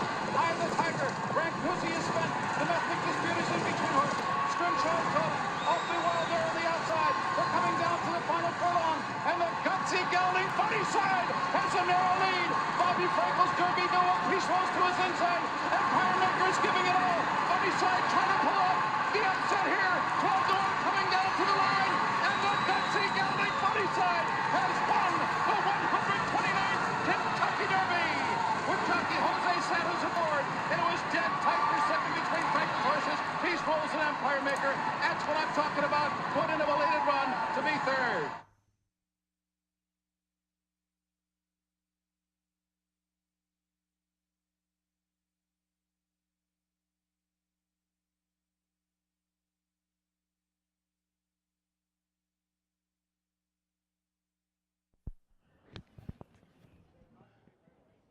All right, getting ready for race number 2 here in the paddock at Finger Lakes as we watch Funny Side's Kentucky Derby performance. Well, we start the pick 3 with the second. Exacta Super and Daily Double offered in this race. We do scratch the 1 part of entry. Debbie Darling. Tricky race because you do have some maidens here, a couple first-time starters, and a couple horses that have run that are getting bet, as World Bank getting most of the early play. She does come out of a good race won by Hillbilly Lady. That one came back to run pretty well. But I like the firsters in here, a couple of the firsters. See, they're taking some money. The only horse that's really not getting much for early play is the 4-horse Playing with Dolls. And you can see that one improving for John Buckley, who's been very good with maiden horses. Sweet Anniversary does show some really strong works for M. Anthony Ferraro. Bullet work on June 11th. Out of a stakes place mare, South Wing. This is a half to Mr. Kringle, who was great at stakes place. Of course, did better on the turf. Obviously, this would work it well on the dirt. 2-1 is the price on that one right now. Lady Eloise is another firster that may be worth a look here. This one at odds of 9-2 is a Kentucky bred, making her first start as a 3-year-old as well. Costs $185,000 as a yearling. Actually, maybe not the most positive thing. Did resold for $24,000 as a 2-year-old, and now she'll make her first start at 3. But pretty well-bred filly as well, and maybe she's a runner first out. This barn's been doing pretty well, so both barns have been doing very well. So I think the firsters might have an advantage over a couple of these horses that have run. Now the other horse for M. Anthony Ferraro is the 6. She's Enticing. Will go first-time Lasix as her first start as a 3-year-old filly. we don't run 2-year-olds with Lasix here at Finger Lakes, so she'll go first time Lasix here. She had a pretty good season. She ran second to Like a Rolling Stone, who was very impressive that day. Did a very quick time for a 2-year-old race, and then ran behind Sweet Brown Sugar, who obviously is the top horse of one of the top horses of the track right now, as his top 3-year-old filly, that's for sure. But yeah, where are you going against her? She'll make her first start of the year, and I could see some improvement for She's Enticing to face the older horses for the first time. Actually, they're all 3-year-old fillies. Exacta Tri Super Daily Double and Pick 3 starts in race number 2. Scratch the 1, part of entry, Debbie Darlin.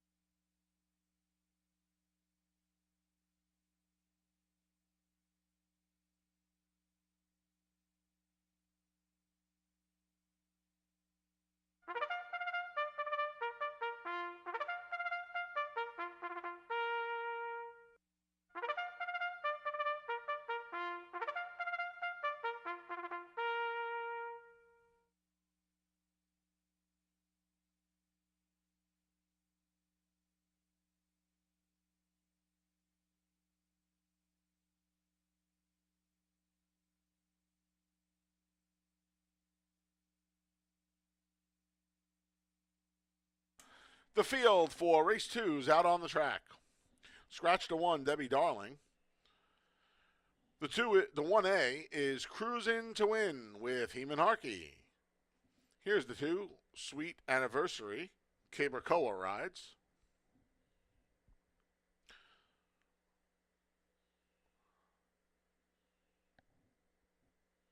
The 4 is Playing with Dolls. Kevin Navarro's in the saddle. The 5 is World Bank with Jackie Davis. And the 6 is She's Enticing. Luis Perez is in the saddle. And somewhere out there is the number 3. There she is, Lady Eloise with Jeremias Flores. All right, a little over 3 minutes to post. First pick 3 of the afternoon here. I took a look. I don't love any of the fillies at first glance, I didn't love any of the fillies in here.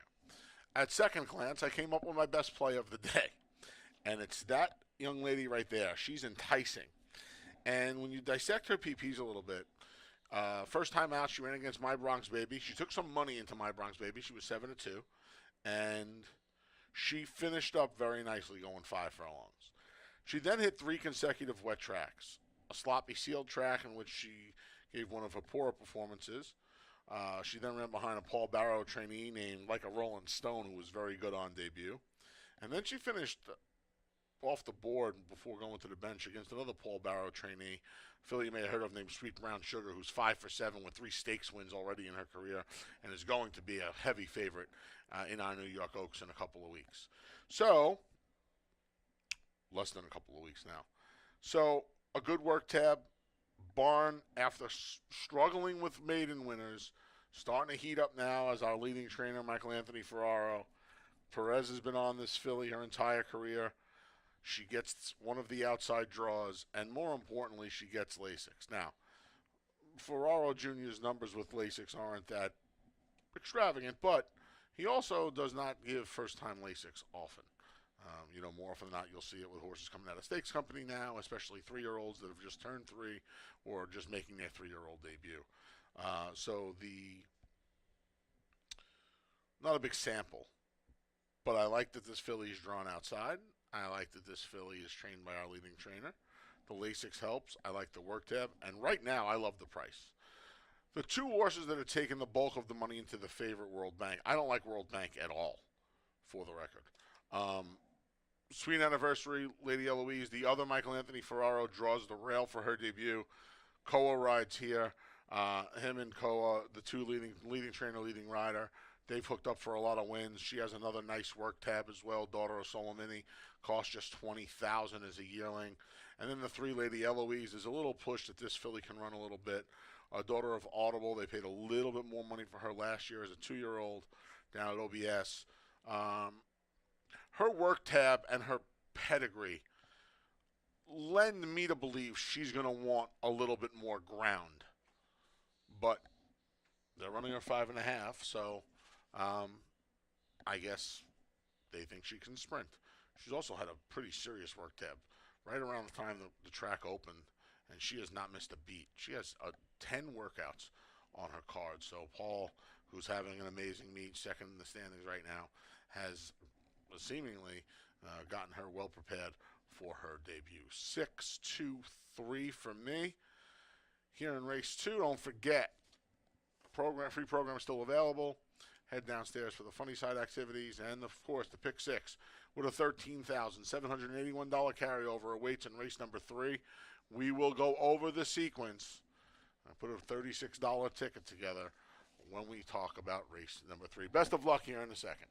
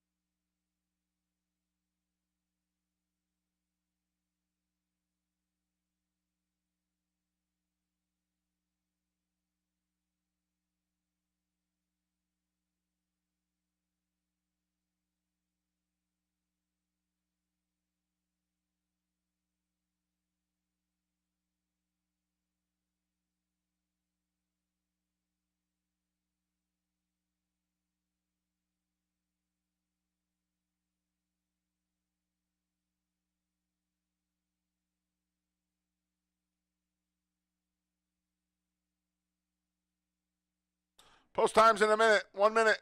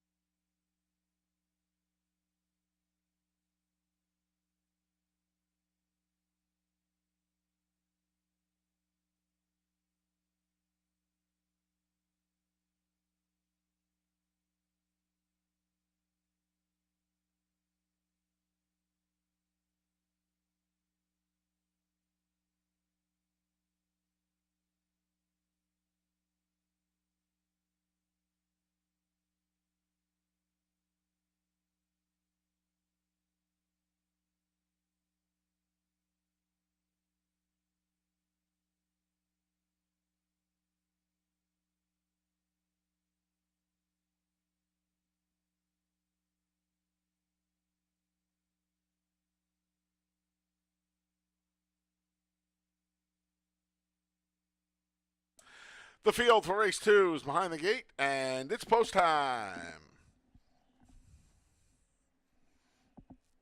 Maidens going 5.5 furlongs, one of 2 firsters. Sweet Anniversary goes in. Here's the other debut runner, Lady Eloise. Both firsters go right in. Out of order to the outside stall is Cruising to Win. Longest shot on the board, Playing with Dolls, is up next. Here's your current favorite, World Bank. And the returning She's Enticing's the last to load. They're in the gate.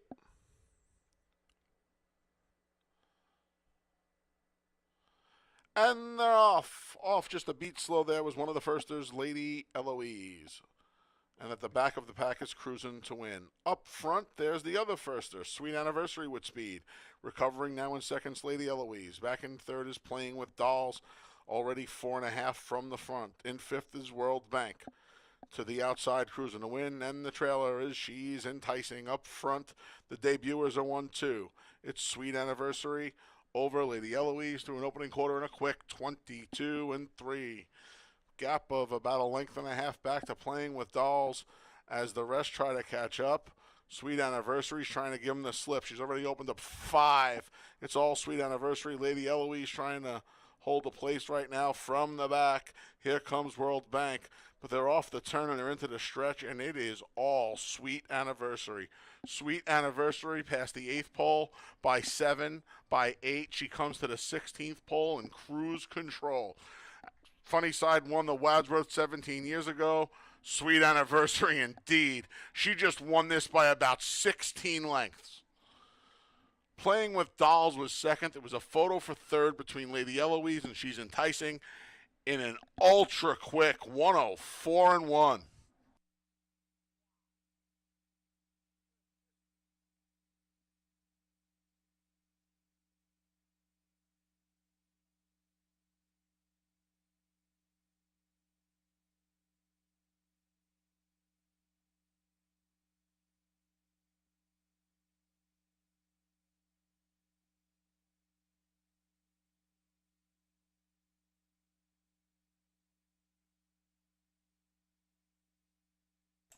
Two, Sweet Anniversary first. 4, Playing with Dolls second. It's a photo for third.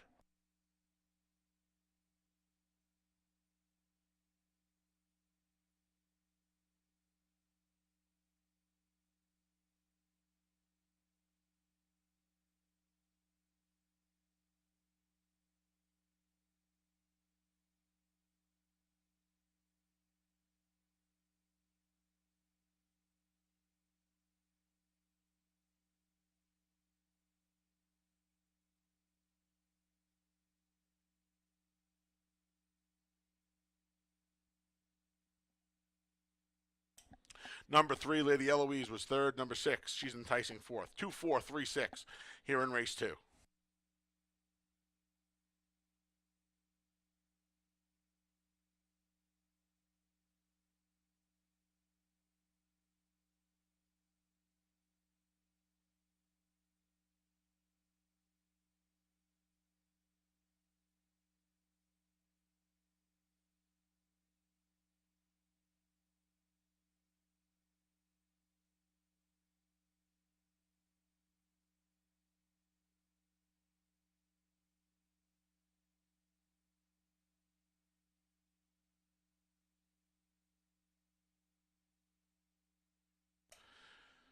Making her way to the winner's circle for the first time is the number 2, Sweet Anniversary.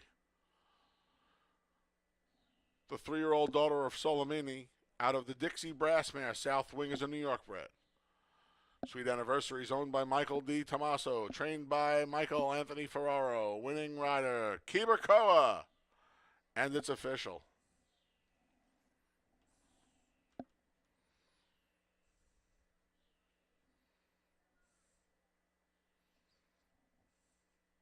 $2 double, pair of twos, $15.80.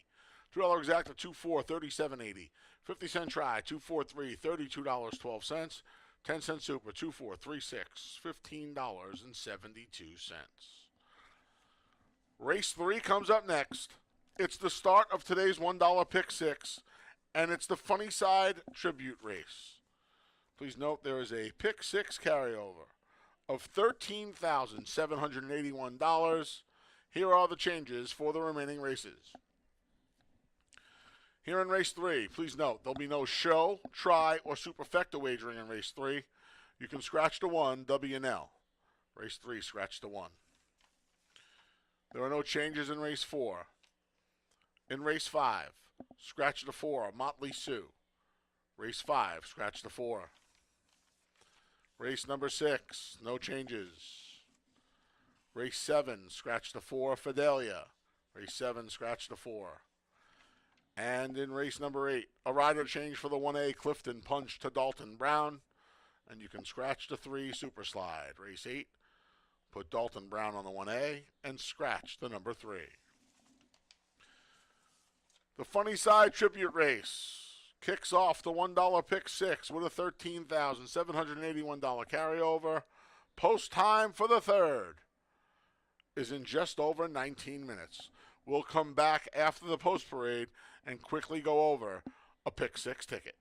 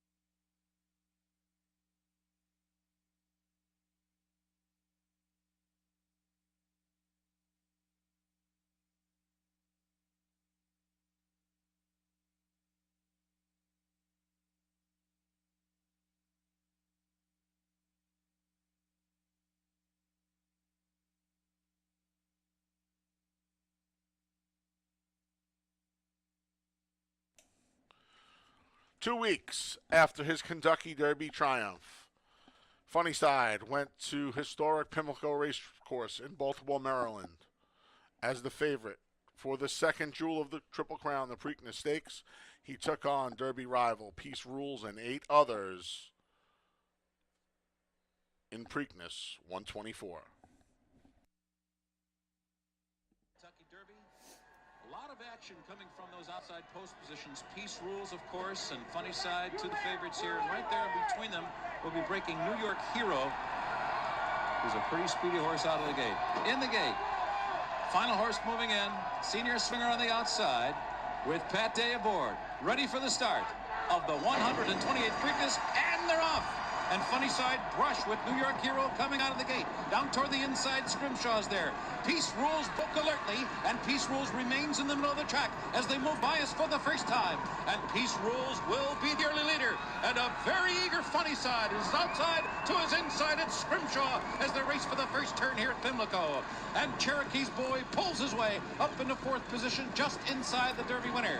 Then farther back, Kissin' Saint is now 5th on the inside, New York Hero racing 6th. And then it's Midway Road, who's back in 7th. 10 Cents a Shine and Fufa's Warrior are racing 8th and 9th. And those two about 8 or 9 lengths from the lead. And a break of another 5 to the stretch-running Senior Swinger as the field races into the backstretch. Peace Rules, Funny Side, 1-2. The opening quarter was 23 and 1/5 seconds. A legitimate half mile of 47 flat. So it is. Peace Rules. Edgar Prado rationing out his speed. Tracked purposefully by the Derby winner, Funny Side. Midway Road makes a move as they approach the far turn, and he's now 3rd, coming through on the inside. Scrimshaw back to 4th. Cherokee's Boy 5th on the outside with the half mile remaining. Then farther back, it's Fufa's Warrior getting in gear on the outside of New York Hero. Then a break of another 3 back to 10 Cents a Shine. Senior Swinger is launching his bid with 3 furlongs to go. And Funny Side now to the throat latch of Peace Rules. And the race is on as they approach the top of the stretch here at Pimlico. The field turns for home, and Funny Side comes roaring off the turn with the lead. Funny Side has repelled Peace Rules, and it's Scrimshaw on the outside, and he's now running in 3rd. Midway Road is 4th toward the inside. They're in the final furlong now. Funny Side and Jose Santos turning the Preakness into a runaway. A huge effort here. It is Funny Side, and he's heading home back to Belmont. He's won the Preakness by almost 10 lengths. Back to Belmont for a date with Triple Crown Destiny. Midway Road got up to be 2nd, and it was close for 3rd there. What a tremendous effort. The final time over the good track here was 1:55 and 3. They came into the stretch. Funny Side just pulled away from Peace Rules like he was standing still, and he won by a huge margin, and he won with something left. We haven't had a Triple Crown winner.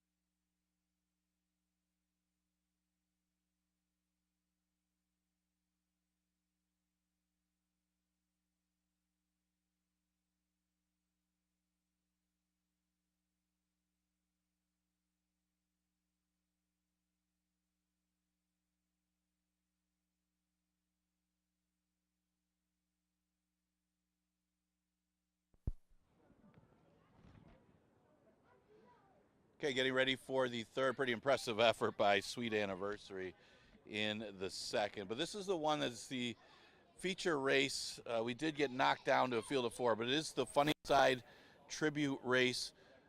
There is no try, no super, no show because of the scratches.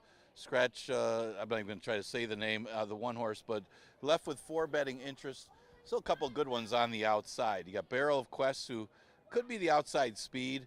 That's a 3-time winner. Thunderian comes in here with open claimers. I mean, you kind of break it down, and you got a 2-time winner and 2 3-time winners. Thunderian, he went through lifetime conditions earlier in his career. He's been running against open claimers, and I think that should give him an advantage here as far as the company kept. He's been against better quality horses. He's very well bred. That dams a half to a few good ones, a few of them that were stakes placed in England, a couple that were Group 1 winners in England, and he's been better on and off track. I mean, two of his 4 wins have been on off tracks, and the other one was on the turf, but he's run well on every surface, and he should have a little bit of a class edge on his 3 other rivals. The horse that is the favorite right now is the 5, Barrel of Quest. Does have good early speed. You saw it in his last race. He hasn't done much wrong. He moved off the turf and won at Tampa, and then followed it up with a win here. Now, he did have a little bit of a fitness edge on those rivals in that race on June 12th, where most of the field were coming off layoffs, and he had only been off since the beginning of May. But he was better than those and a little bit classier. He too, one of his wins was on the turf, so he's just as good on the turf as dirt. But like you said, the last couple races have been solid efforts since moving off the turfs. Looks like the main threat. He's at odds of 7-5. Delta Ridge is kind of the wild card here. Maybe if the pace backs up, is really the only true deep closer in the race. He's not even that deep, but most of them are forwardly placed. Comes off a 1 state bred win, but it was a good-looking state bred win, so it'll be class tested, as this is a tough move going from that race to face these those other 2 rivals, as Tiz Lucky's only a 2-time winner. No try, no super, no show in race number 3. Again, we'll scratch the 1, and we'll start off the $1 pick 6.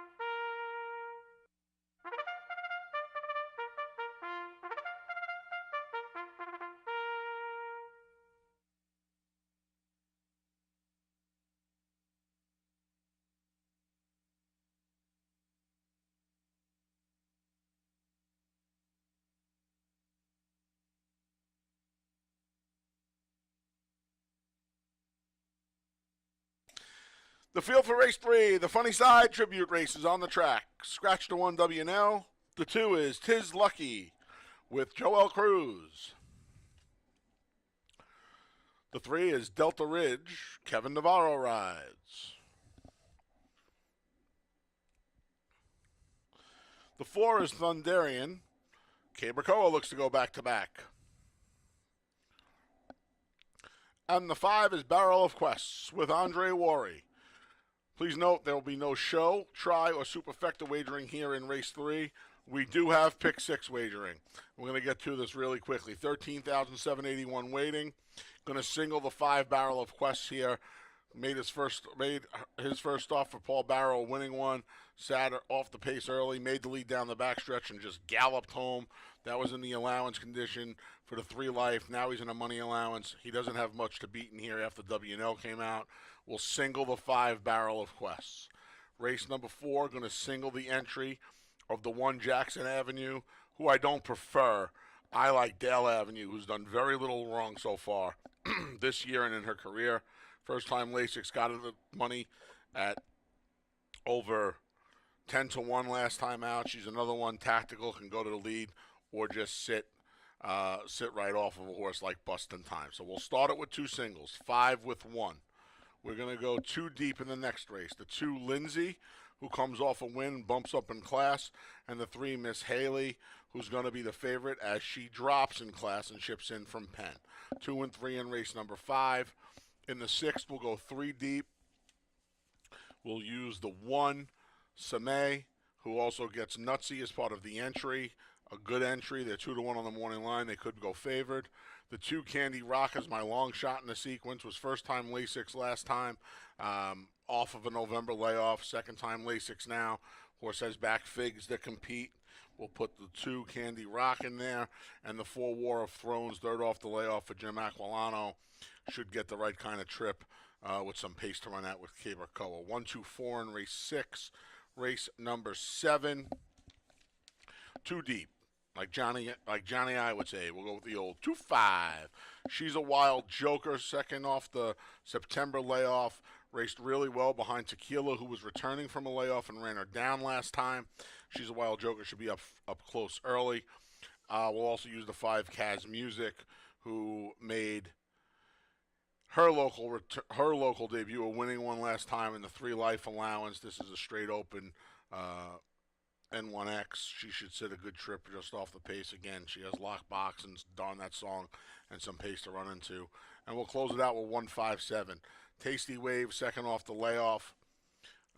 She was wide throughout last time. The 5 Maggie should be real tough. She made her debut on the circuit, a winning one. Now she's in the beaten after winning the 3 life.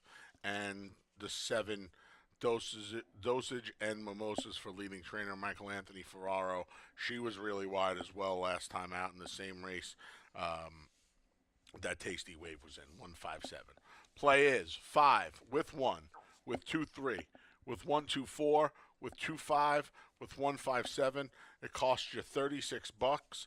Best of luck in the pick 6 and enjoy the Funny Side Tribute race as we kick off in race number 3.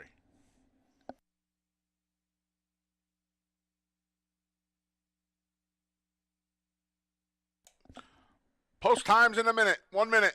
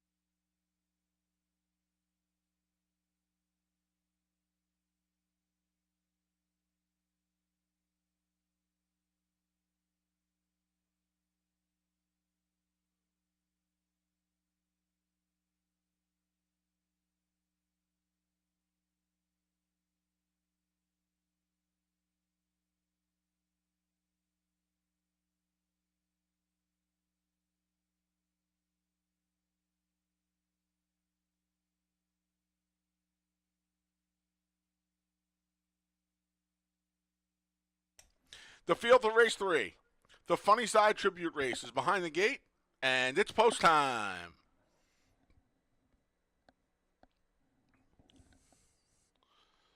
One of my favorite horses of all time, appropriately. 4 geldings going to contest the Funny Side Tribute Race this afternoon. The first gelding since Clyde Van Dusen to win the Kentucky Derby back in 2003, and still to this day the only New York bred. Tis Lucky and Delta Ridge are in. Here's one of the two they're betting, Thunderian. The last to load is the other. They're betting Barrel of Quests. And they're in the gate. And they're off in the Funny Side Tribute Race. There goes Thunderian along the inside. Tis Lucky and Joel Cruz intent on the lead with Tis Lucky, and they're going to make it going into the first turn. It's Tis Lucky already a length and a half in front of Thunderian. Back in third is Barrel of Quests, and Delta Ridge rounds out the foursome as they make their way around the Finger Lakes Clubhouse turn. It's Tis Lucky. Tis Lucky calls the shots with a 3-length lead through an opening quarter and a pretty quick 24-2. 4 lengths back to Thunderian, who's second. He has 2.5 on Barrel of Quests, and Delta Ridge saves ground at the back. He's 8 lengths from the lead, and the leader is Tis Lucky. Tis Lucky taking matters into his own hands today. He's got a 3.5, 4-length lead. Tis Lucky dropping back a bit there was Thunderian as Barrel of Quests begins to roll through a 48-2 half mile. Still at the back is Delta Ridge. They make their way to the far turn here in Farmington. They've caught up to Tis Lucky. Here comes Thunderian. Here comes Barrel of Quests. It's still 4 more back to Delta Ridge. Midway on the far turn, heading to the 3/4, Thunderian struck the lead. 1:12-4 racehorse time here. Swinging into action now is Barrel of Quests, widest of all. Off the turn and into the stretch. Barrel of Quests just opened up a 2.5-length lead. It's Barrel of Quests trying to battle back. Is Tis Lucky from the back, Delta Ridge, but they're coming to the 16th pole, and it is Barrel of Quests. Thunderian, another run at him. Barrel of Quests, Thunderian, Barrel of Quests holds sway by 3/4 of a length. Then it was Thunderian, Delta Ridge, and Tis Lucky in the Funny Side Tribute Race. Final time was 1:44-3.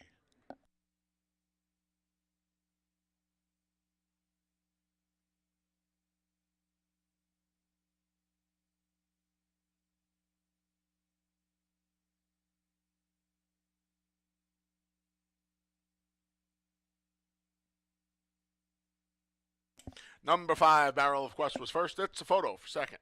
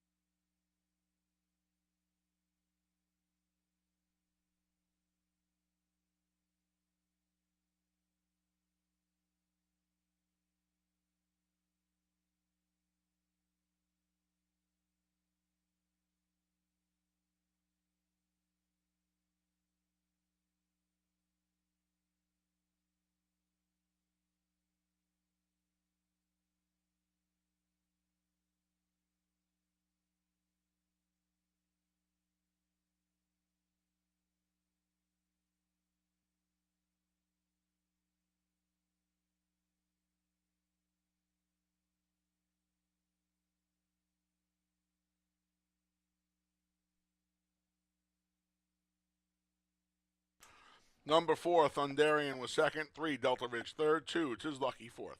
5-4-3-2 here in race number 3.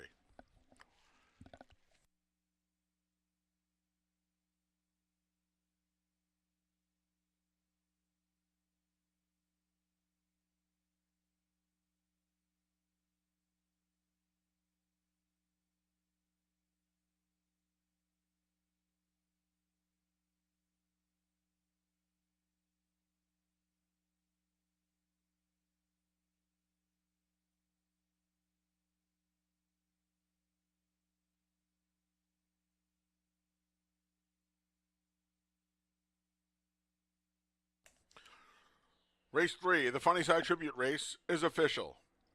Returning to the winner's circles, the number 5, Barrel of Quests.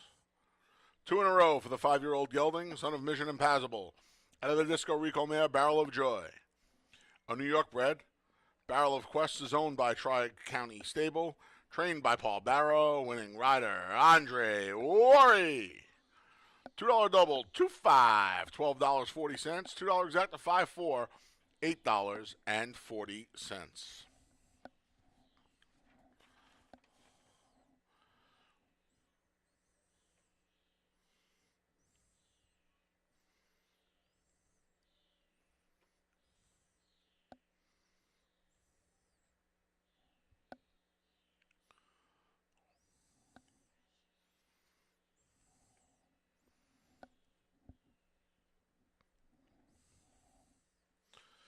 Folks, if you'll turn your attention to the winner's circle,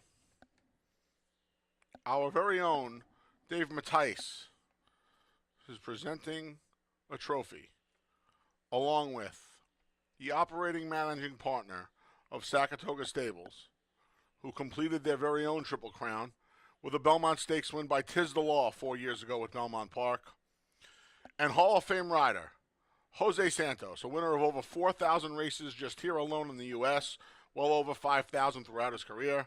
They are making the trophy presentation to the connections of Barrel of Quest, Tri-County Stable, trainer Paul Barrow, and jockey Andre Worry, winners of Race 3, the Funny Cide Tribute Race.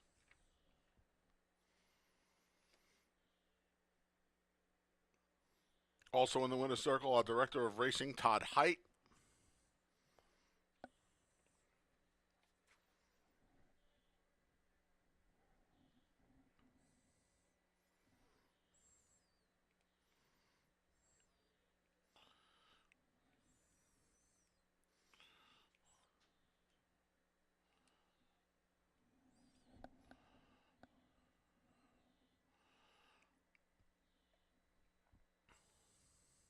And in just a few moments, our own Dave Mattice will have an interview with both Jose Santos and Jack Knowlton.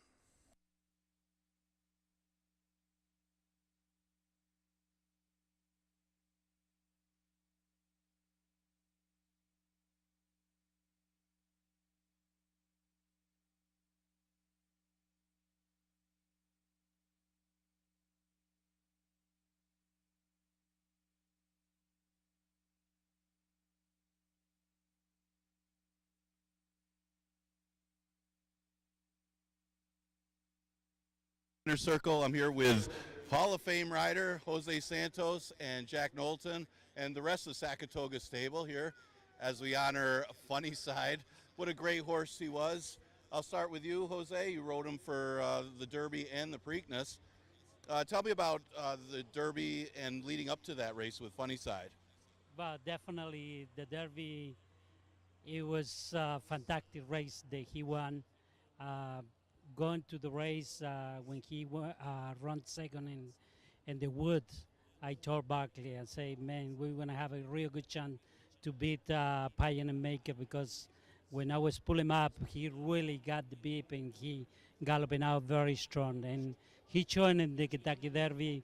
Man and a quarter was not a problem for the distance for him, and he was the best horse that day. Well, to be honest, did you expect to win? I'm going to ask Jack the same thing. Did you expect to win the Kentucky Derby with that horse? I know Empire Maker was probably the horse that was the favorite leading up to that ride. Did you expect to beat that horse? Yes. I told my agent, Mike Celito, the first time when I rode Funny Cide in the morning, I said, this horse is going to win the Kentucky Derby.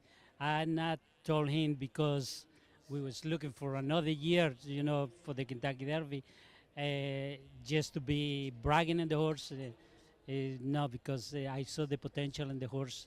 He was only 2 years old, and I know with time and with the training the Barkley tag was given to him, he's going to be an awesome horse as a 3-year-old. So probably one of the best horses you ran. Was that the only time you won the Kentucky Derby? I rode the Kentucky Derby 7 times. That was the only time, and I won it. And one is enough. Okay. Well, thank you, Jose. It was great. We have a Hall of Fame rider right here at Finger Lakes. Jose was one of the best back in, let's say, the 80s, 90s. Incredible rider he is. Thank you for being with us. Jack, I wanted to ask you, did you expect to win the Kentucky Derby? We went into it feeling we were one of the 4 top horses in the race. I mean, we'd been beaten by Empire Maker, but as Jose indicated, not by much in the wood. And Jose came out of that race and told Barkley and the ownership, you know, I think if that had been a mile and a quarter race, I would have won that one. We've been beaten by Peace Rules and Louisiana Derby, obviously an accomplished horse. So those two, Bobby Franco's duo, and there was a horse from California coming in that there was a lot of hype on, and we thought, you know, look, if you come in first, second, or third in the Kentucky Derby, that'd be quite an accomplishment for a horse that initially sold for $22,000 that we bought for $75,000 and went to the Derby in a school bus. It doesn't get any better than that. Yeah, it's an incredible story with Funny Cide. What did Funny Cide mean to you in Saratoga Stable? I mean, you guys were just kind of the true American story with the horse racing, right? I mean, bought the horse for less money. It turned into a great Kentucky Derby story. Well, it was a story not only about a great horse, but about the connections. You know, Barkley Tagg being a trainer that wasn't well known, although he was accomplished and had done a lot in his career. Jose, you know, a Hall of Fame rider to be. He had won so many races. You look up his records, all the $1 million plus races that he'd won. But the race to win is the Kentucky Derby. And, I mean, for us, you know, 10 guys that end up being owners. There were 6 of us that put in $5,000 to start Saratoga Stable, off in Sackett's Harbor. 3 of them are here with me today. And certainly Jose would have been in the Hall of Fame in any event, but kind of the icing on the cake was winning a Derby. That's what everybody who's ever been involved in thoroughbred racing in any capacity, be it an owner, a jockey, a trainer, you know, a valet, anybody, that's what you want, and we managed to do that. Okay, well, thank you, Jack, and thank you for Jose and everybody for honoring Funny Cide today. It was great for them to be here, and in 2007 it was, where Funny Cide was right here at Finger Lakes, won the Wadsworth Memorial Handicap. Congratulations on such a great horse, and we just appreciate it and hope everybody has a great day today. Thank you. I want to thank Finger Lakes for what they did in 2004, allowing you know, Funny Cide to run for a $100,000 purse here, the horsemen, and the track came together. We didn't know it was going to be his last race, but after he won that race, we said, there's nothing more that he needs to do for us. Let him go out and winner and a champion, and that's what we did. And then he had a long career at Kentucky Horse Park, and we're helping them today raise some funds for a statue that they're going to have at the horse park. Sounds great. Thank you, guys.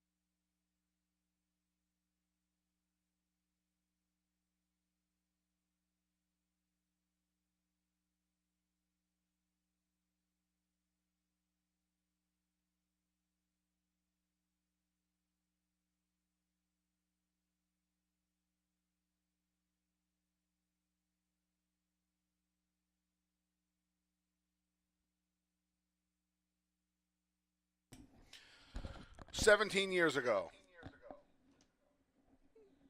on July 4th, 2007, Funny Side shipped right here to Finger Lakes Gaming and Racetrack for what would turn out to be the final start in an illustrious career that spanned over 6 seasons.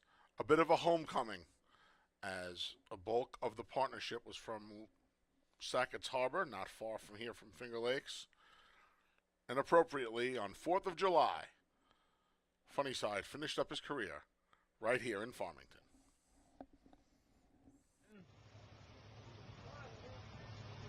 And gets power.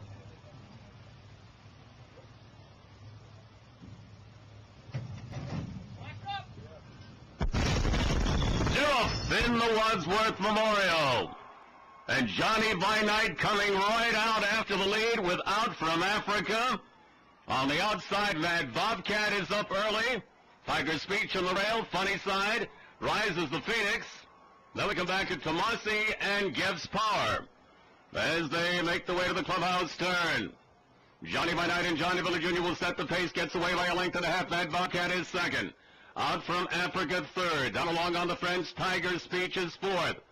Funny Side a length and a half running. Fifth is about 4.5 off the lead. Then we come back to Rises the Phoenix. Another 2 to Tomasi, and at the back of the pack, Gibbs Power opening quarter. A very moderate 23 and 3. They move up the backstretch. Johnny by Night maintaining a length. Mad Bobcat is second. Tiger Speech is into the rail third. Then we come back to Out from Africa, another length to the outside of Funny Side. Then we come back a length and a half to Rises the Phoenix, 2 to Tomasi, and well back is Gibbs Power, the half in 47 and 4. As they make the way around the turn, Johnny by Night opens up the lead by 2.5. Tiger Speech is second. Funny Side beginning to make a move is third on the outside. Out from Africa in on the rail fourth. Then we come back to Tomasi as they come to the top of the stretch, 3/4 at 112, and they turn for home in the Wadsworth.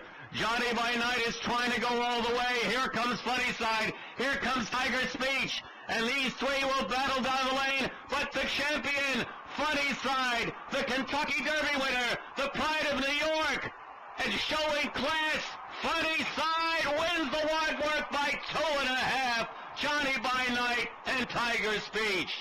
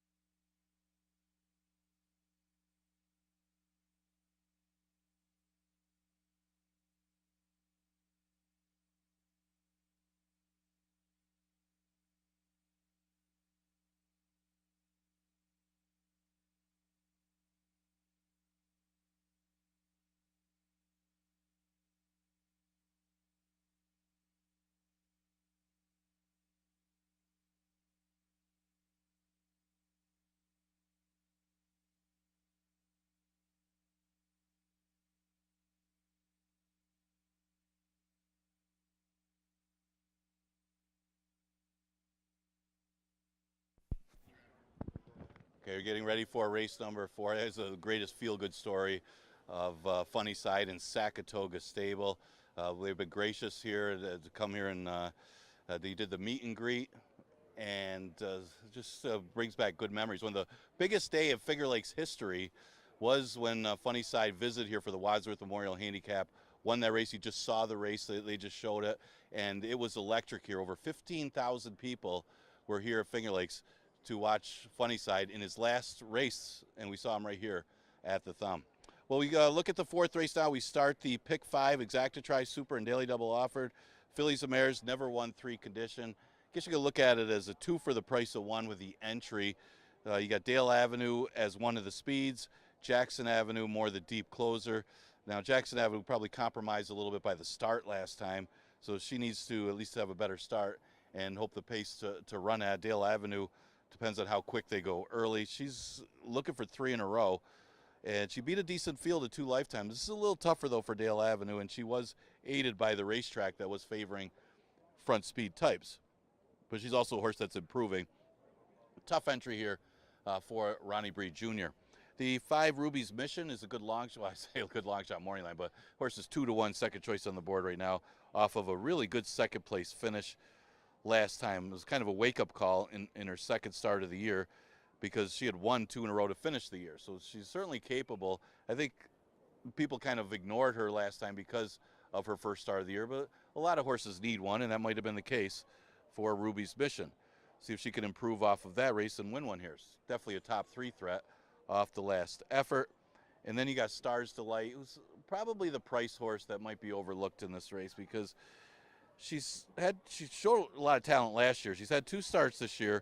One of them was chasing My Bronx Baby, who's a real good one, and the other one was chasing, or at least being on the lead and trying to go with Honest Banker. So 2 really tough fillies that this horse ran into, and you can't fault her for that because she actually was in the race for a while against My Bronx Baby before fading. That was her first start of the year, so she's another one to consider in here for the Niz and Torelli. Pick 5 starts in the 4th. Exacta-Tri Super and Daily Double also available here.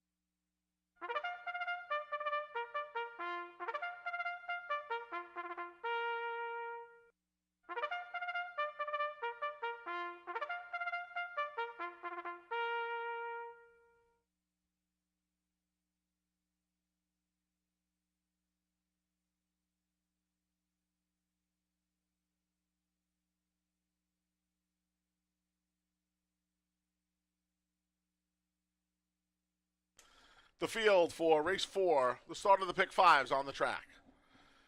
The 1's Jackson Avenue. Andre Worry looks for another win on the card.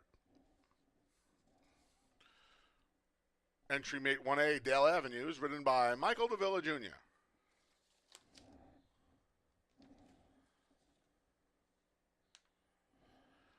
The 2 is Tumbles with Donovan Miller.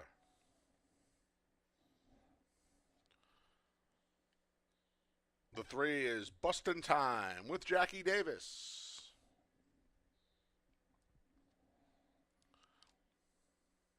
Here's the 4, Laughter. Kevin Navarro's in the saddle. The 5 is Ruby's Mission. Emmanuel De Diego looks for a second win on the day.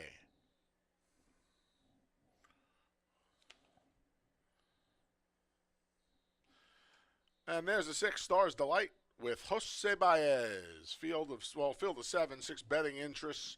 Gonna go 5.5. I chalked out here with the entry. I actually like Dale Avenue here. 2 in a row for Ronnie Breed. Has been real good off the layoff this year. And she paid way too big of a price last time, just sitting off the leader and pouncing headed to the turn. Bustin' Time is faster than her, but she's outside of her, so we'll see what Mikey Davila does. Stars Delight has some speed, too. He could get a good setup here with Dale Avenue. At least that's what I'm hoping. I think Dale Avenue lets the 3 and 6 go, pounce and stalk and pounce. One of my favorite moves in all of horse racing. The 5, Ruby's Mission, is where I landed for second. Had a real tough break leaving the gate off the 6.5 months. Then almost pulled off a giant upset at $45 in her subsequent start just 2 weeks later. Now she comes back third off the layoff of Richard Schaefer. Richard's barn started off hot, cooled off a little bit now from a limited number of runners.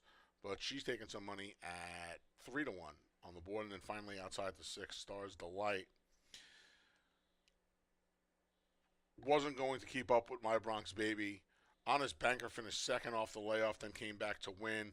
She was no match for Honest Banker last time. She was inside. I don't know if you wanted to be inside that day. Now she draws outside. She's outside of everyone, including the other speed, obviously. And I wonder if she can settle. And instead of having a duel with Bustin' Time, maybe she can just sit off that one and attack her at some point. I think there'll be some sort of pace in here. I just don't know how it's going to shake out. 1A5-6. Hope you're alive in the pick 6. I thought it was an easy single, even though it was only a linked victory. Pick 5 time, 50-cent ticket. Come on, get involved. Head over to fingerlakesgaming.com if you need PPs. They're free, courtesy of our friends at Equibase. Best of luck here in race 4. You have a little over a minute.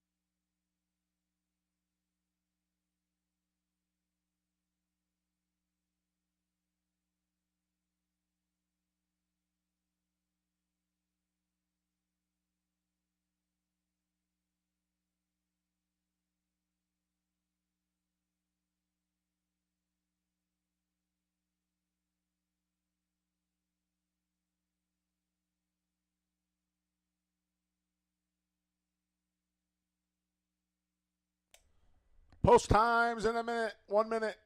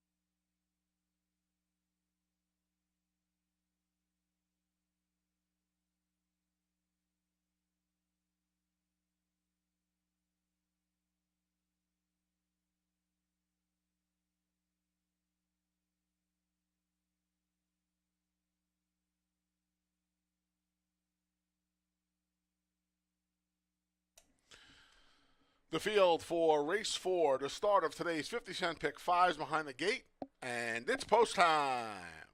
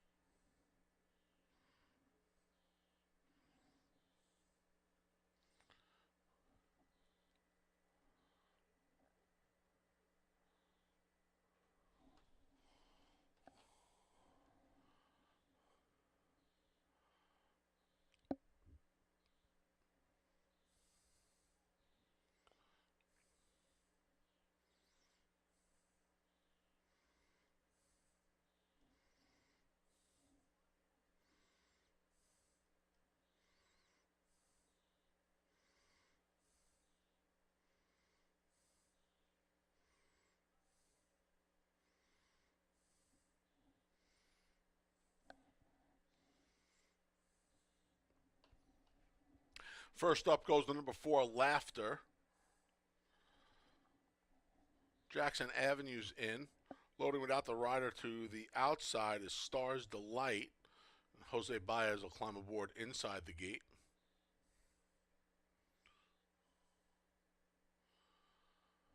Next in goes Ruby's Mission.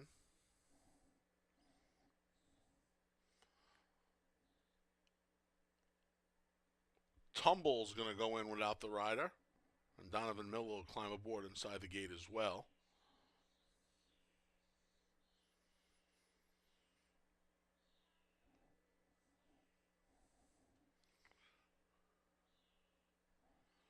It's actually Dale Avenue already in the gate, folks. Sorry.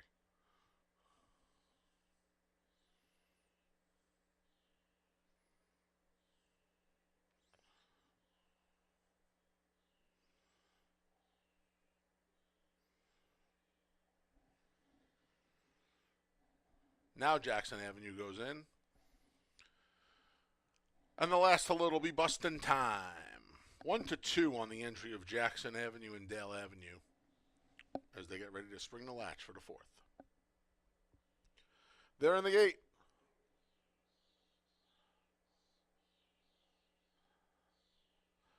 And they're off. Off just a beat slow there was Tumbles. For the lead, there goes Bustin' Time. Dale Avenue going to join her. These two are about to be joined by the outside runner, Star's Delight. So the three of them scrambling for the lead. Tumbles is recovered. Between horses, there's Jackson Avenue. Laughter's there.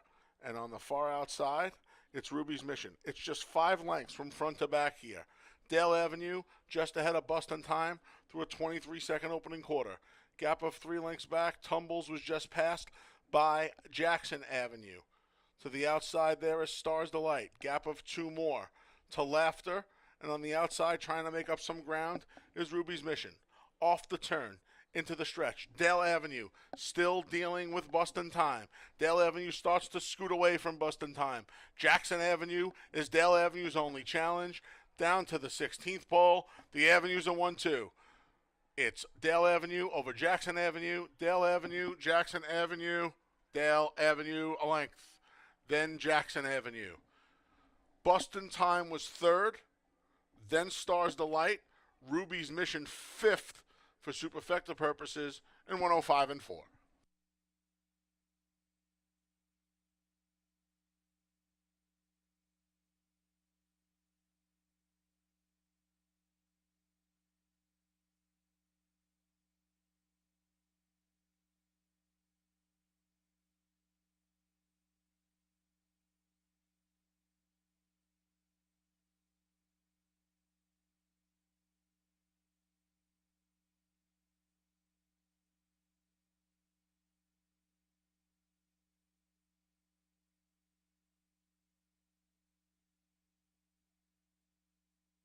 One A Dale Avenue first. 1 Jackson Avenue second. 3 Bustin' Time third. Sofoto for 4th.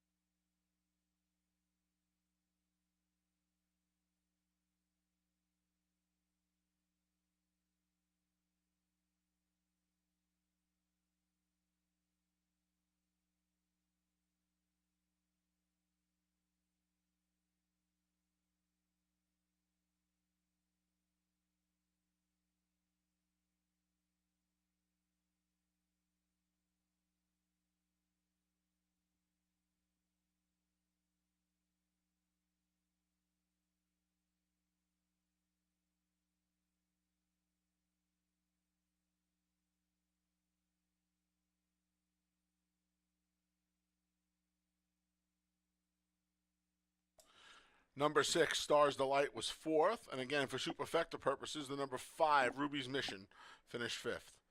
Order of finish, 1A1, 3, 6, 5 here in race 4.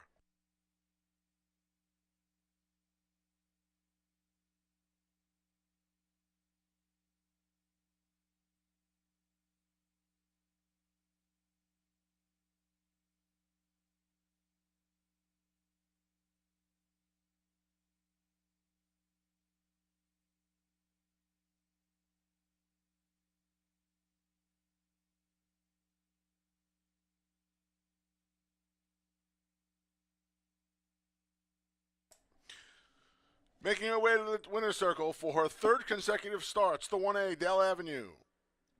4-year-old daughter of Ruddersdale, out of the pure prize mare Dean Avenues in New York bred. Dale Avenue is owned by CP Thoroughbreds LLC, trained by Ronnie Breed Jr., winning rider Michael DeVilla Jr., and it's official.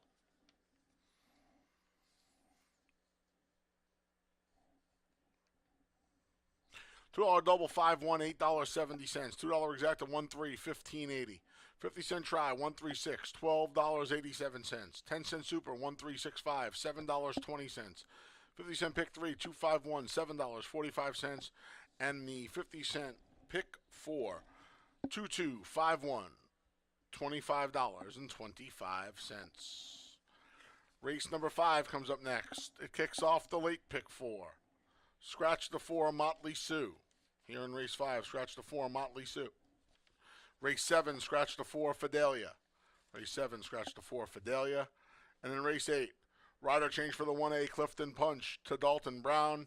Scratch the 3, Super Slide. Those changes in race 8. Put Brown on the 1A, scratch the 3, Super Slide.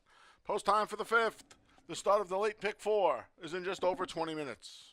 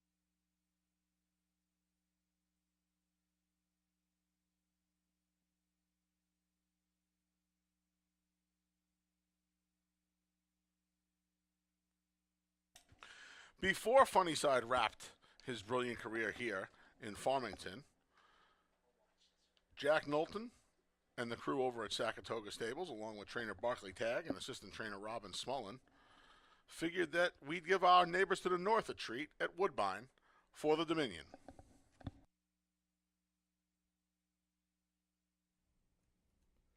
They're off in the Dominion Day Stakes. Cryptograph broke sharply. A summer book is coming on. Funny Side controls the rail as they hit the main track.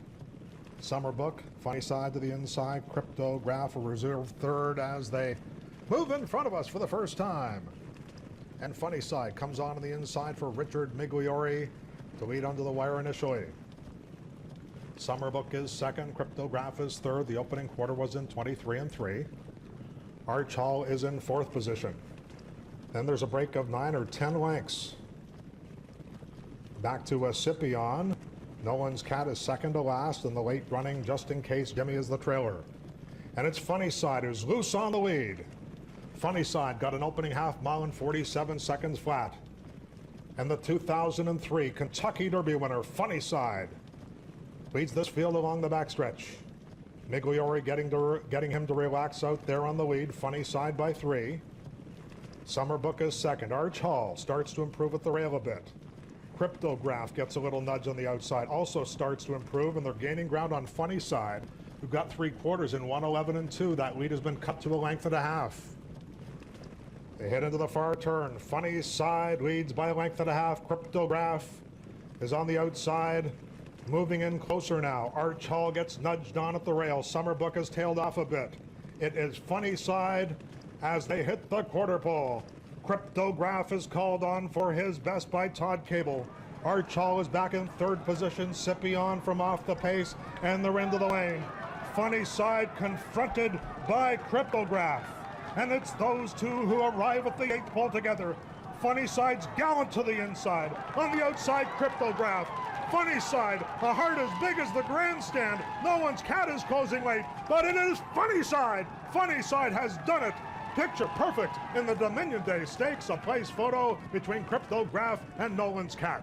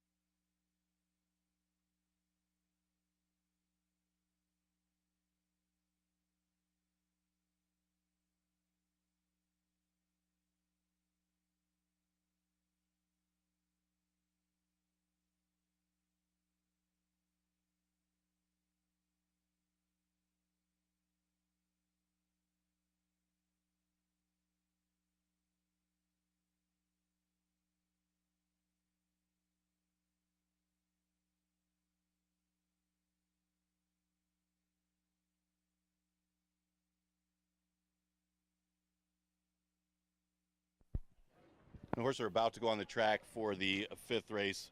Fourth race dominated by Ronnie Bree Jr.'s Dale Avenue, the speed. Jackson Avenue didn't really get the pace, and the two of them run 1-2. All counts the same if you had the 1 or the 1A of the entry, and a short price winner. And was Michael Davila that got the victory for Ronnie Bree Jr. on a roll this year. Fifth race starts the late pick 4, never won 3 condition, 11-9. Start with the 3, Ms. Haley. He's been facing tougher competition as he moves to our 3 lifetime condition, 11-9. Just won for 16 at Aqueduct back in March.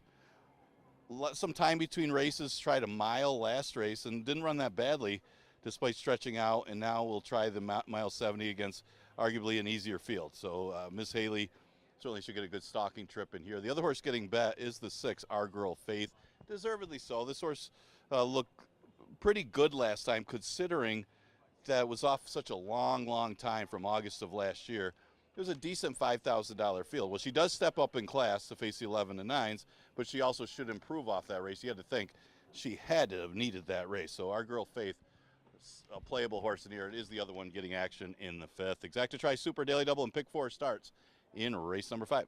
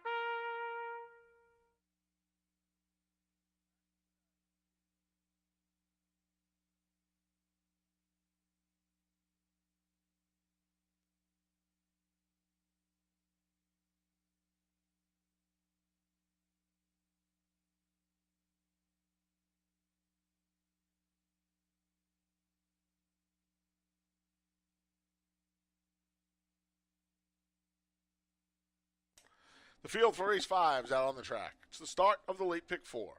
The 1 is Quiet Horizon with Rafael Rohina Jr.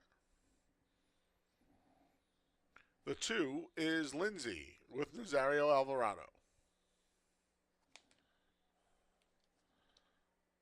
The 3 is Miss Haley with Heeman Harkey. Scratch the 4, Motley Sue. The 5 is Brief.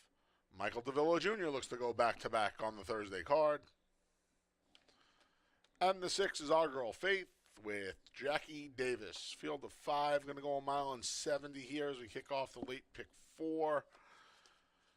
The 3, Miss Haley, ships up from Penn for Jeffrey Englehart, third off the claim. Horse was claimed at Churchill back in May of last year. Made a start in March at the Big A, got the money for 16-2 life, going 6.5 furlongs. And then another just about 9-week break. Tried 2 turns at Penn National, was wide throughout and just kind of chucked it mid-stretch. Now stretches back out to a mile and 70, has another 5 weeks between starts, and in all likelihood she found her friends here at Finger Lakes. Try Miss Haley as the favorite, the 2 co-favorite I should say.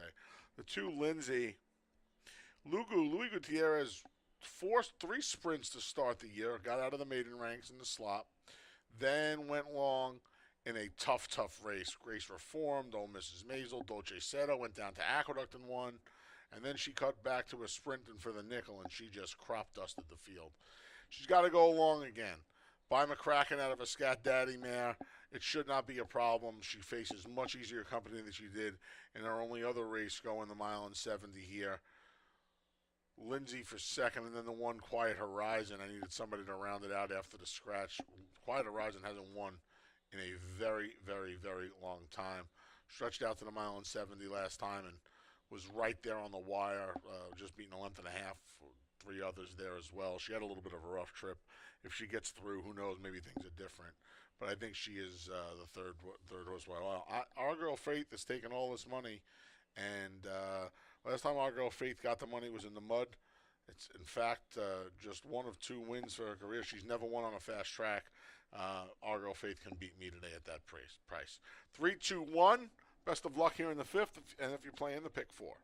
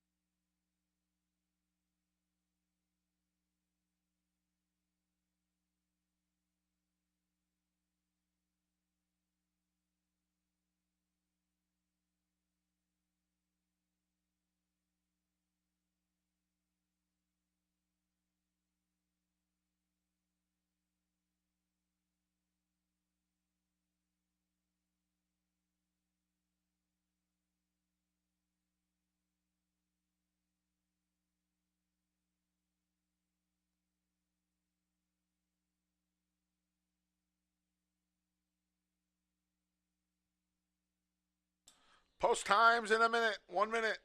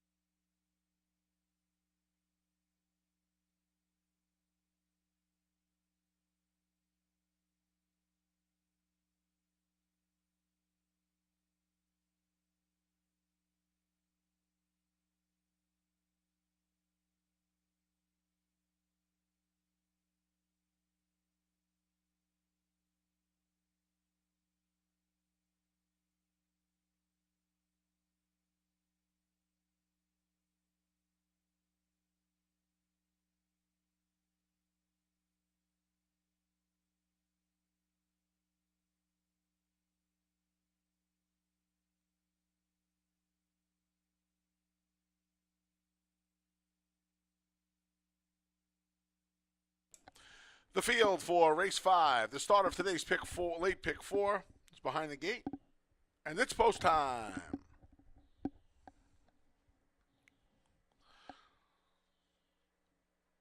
Quiet Horizon at a big price goes in first, followed by the alternating favorites, Lindsay,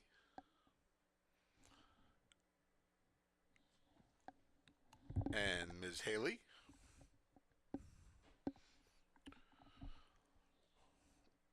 Brief goes in next.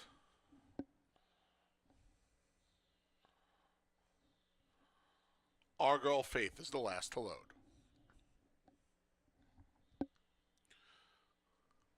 They're in the gate. And they're off. Our Girl Faith from the outside. Between there's Lindsay, and now Ms. Haley rushes up to get the lead. So Ms. Haley takes him into the first turn, a length clear of Lindsay. Our Girl Faith on the outside is in third. And we come about 2.5 lengths back to Brief, who's just outside of Quiet Horizon, the trailer. 5 lengths from front to back here. There are 3 across the track. Ms. Haley, Lindsay, Our Girl Faith. The 3 favorites have sped off to a 4-length lead on Brief and Quiet Horizon. Opening quarter, a contentious 24-3. Our Girl Faith and Jackie Davis trying to throttle her down a bit as Lindsay and Miss Haley adjust to her inside. And now, once again, Lindsay the Gray puts her head in front. It's Lindsay through a half in 49-3. Lindsay over Our Girl Faith. Miss Haley about to be passed by Brief. Quiet Horizon still at the rail. Still in front is Lindsay. Lindsay leads. It's a half length. Lindsay trying to hold off the rally of Our Girl Faith. Then we come back to the outside is Brief. To the inside under a ride is Ms. Haley. The trailer throughout has been Quiet Horizon. They went 3 quarters in 1:14-4. Off the turn and into the stretch. Lindsay has put away Our Girl Faith. Up the inside comes Ms. Haley again. It's Lindsay. Miss Haley re-rallying. Dropping back as Our Girl Faith. They're coming to the 16th pole. Lindsay trying to see it through. Here comes Miss Haley. Lindsay. Miss Haley. Lindsay trying to hold. Miss Haley. Lindsay. 3 parts of a length. Then Miss Haley. Our Girl Faith in Brief in 146-3.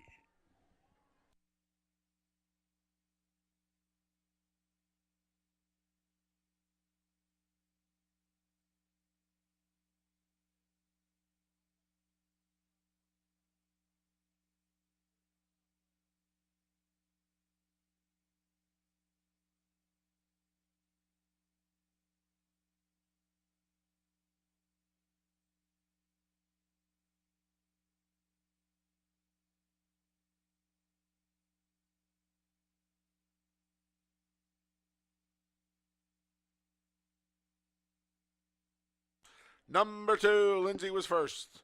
3, Miss Haley second. 6, Our Girl Faith third. 5, Brief fourth.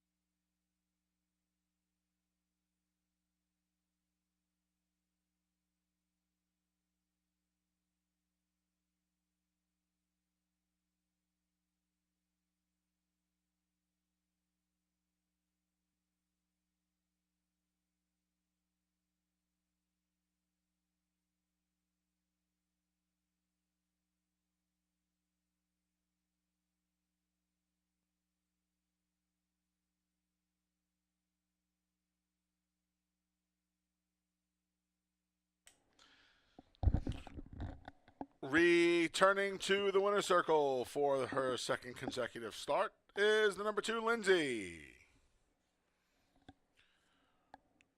3-year-old daughter of McCracken out of the Scott Daddy mare, Linda.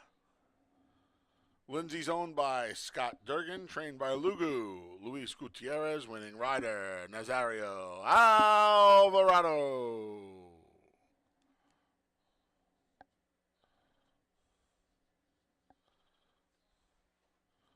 In goes Lindsay and her very patriotic groom.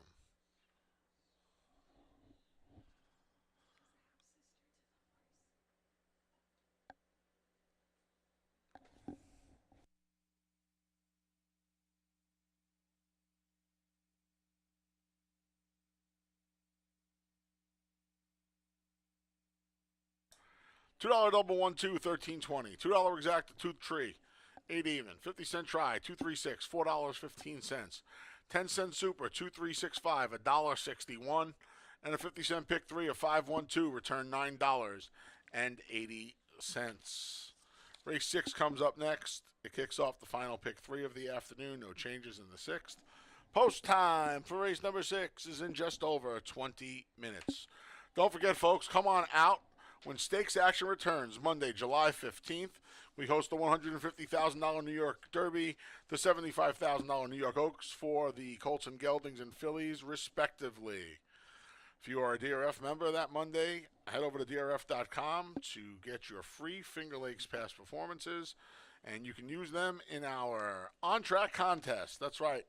The handicapping contest is back. Races 1 through 8 here at Finger Lakes. $1,000 cash to the winner. Just be a lucky North member to take part in that handicapping contest coming up in just about 11 days. It's Monday, July 15th. The $150,000 New York Derby, the $75,000 New York Oaks, and our second handicapping contest of the year. Monday, July 15th, doors open 11:30. First post will be 1 o'clock starting Monday, July 15th. 1 p.m. the new post time here at Finger Lakes. Come on out to Finger Lakes Gaming and Racetrack.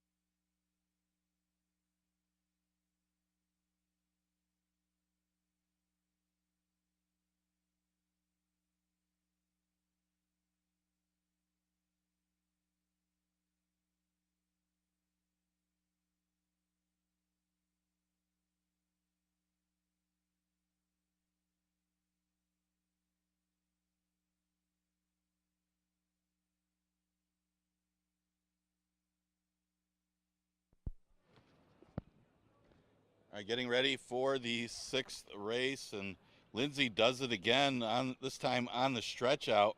Was able to put away the other speed, Our Girl Faith, and hold off Miss Haley at the end. Naz Alvarado for Lugo and Scott Durgan. Congratulations to them as they win race number 5. 6th race, a beaten 5,000 claimer.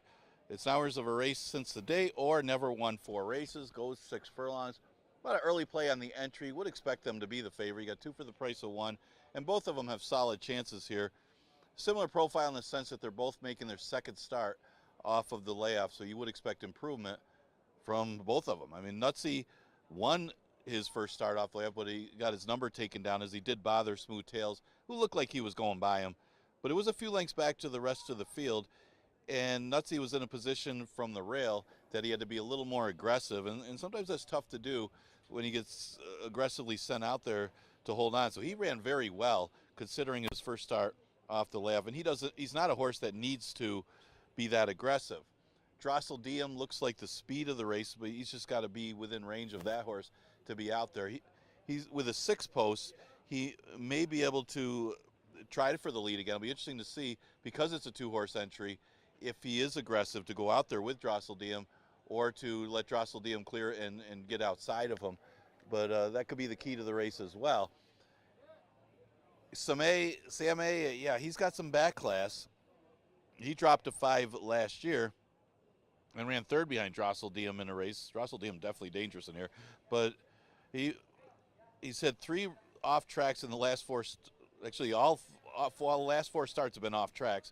He did win on one of them. Now, he's been good on the off track in the past, so see if he still runs his race on a fast track. You would think he's going to improve anyway. 2nd start off the layoff. He's more of the stalker style that will be trying to make a move late. Tough entry here, mainly because you got a couple of them. Also with a shot in here would be the 4 War of Thrones, right now at odds of 5-1. He's more of a late runner now. He didn't used to come from that far back. But of course, he comes out of a good race. Smooth Tails was the next winner, as just mentioned, because of the DQ against Nutsy. Production Credit was a much the best drop-down horse that was going to win that race. And the race before was a pretty decent effort, considering that pace didn't back up at all, and it was his first start off the layoff. Dee's Wise Guy was the main speed. Dee's Wise Guy isn't going to last, but Debo caught that horse, was close up throughout. He had found himself 14 lengths out of it, and the same thing last time. He was over 8 or 9 lengths out of it trying to make a move. If he could get in the race a little bit, he's got more of an inside post in here, so maybe he could save a little ground and be a little closer for that late move, but he's got to have the pace back up to him because he just doesn't have the early speed that he used to. Maybe he'll be sharper, though, 3rd start off the layoff. He's at odds of 9-2, but maybe a horse you can't leave out as far as paying tries and supers. I mentioned the speed is the 6, Drossel Diem, unless Nutsy is real aggressive here. Again, Nutsy is breaking right next to him, just inside of Drossel Diem. Drossel Diem can be quick. He showed some speed last time. He hasn't been able to make the lead as he's been in other races with some other speed in it. He's 6 furlongs, so it's not like he's going to be that aggressive. He's going to have his 4th different rider in 4 races. Let's see if Jackie has a little more luck in getting this horse out with the early pace and maybe can hold on a little better against a little bit easier field with a little less speed. The only other one I used in there, I used as a long shot, would be the 3, Knight of the Crown. Horse that's better than his 14-1 odds. He just hasn't had any racing luck this year. First start off the layoff probably needed. It was a tough 11-9 with Almendro in forward motion, but dropped to 5 the last 2.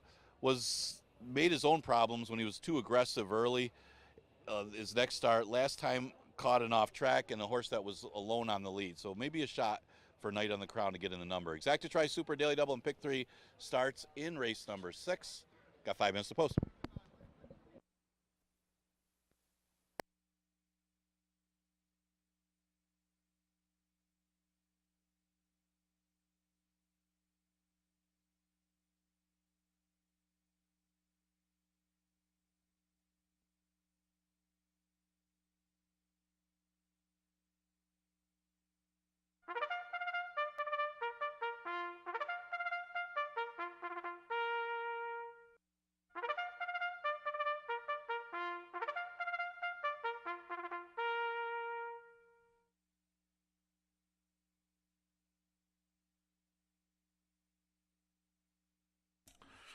As the field for race 6 makes its way to the track, I want to remind you that the Caruba's barbecue chicken is still available. No, I didn't eat them all. I had one, like I promised. Fantastic. $15, half a chicken. Buttered spuds, coleslaw, dinner roll. You won't regret it. Head on over to Caruba's. They're right in front of the entrance until 5 p.m. or supplies last. The field for race 6 is now on the track. The one is Same with Kevin Navarro. The 1A is Nutsy. Luis Perez rides. The 2 is Candy Rock with Rafael Rojina Jr. The 3 is Knight of the Crown. Nazario Alvarado looks to go back-to-back. The 4 is War of Thrones. Cabracoa looks for another win on the card.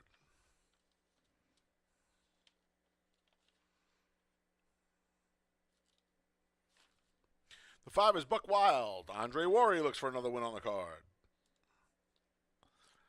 The 6 is Drozzle Diem with Jackie Davis. And the 7's Uncle Milty with Joel Cruz. 6 furlongs here for the nickel claimers. We got another heavy entry here. You know, I picked against this entry today. I went a little goofy in here. Candy Rock. The number 2. Rafael Rojina Jr. going to break from the rail. Source went to the bench off of a nice win in a $5,000 beaten race, similar to this one. Sat just off the pace, made the lead in the stretch, held on. Thought it was a pretty good effort. Career high by a recent speed figure. Candy Rock has some races that would actually absolutely demolish this field. So does Same. They're the 2 that have some back class in here that if they can harken back to that form, it's going to be tough for the rest of the field. And I thought Candy Rock needed the first race back. It was off 7 months. He was first-time Lasix that day. That's another thing I love. First-time Lasix at 9. Now he gets Lasix for the second time. And I think he gets a good setup in here because he has enough speed to leave for some position. He'll have to deal with Nutsy early on. Maybe even a little Knight of the Crown, though. It seems like his speed has evaded him now. I'm going to go with Candy Rock as the longest shot on the board. He's 17-1. I put the entry second, Same. There's no Rachmaninoffs in here. He was good finishing 4th in his return from a long layoff. Nutsy got the job done in this race last time, but got DQ'd.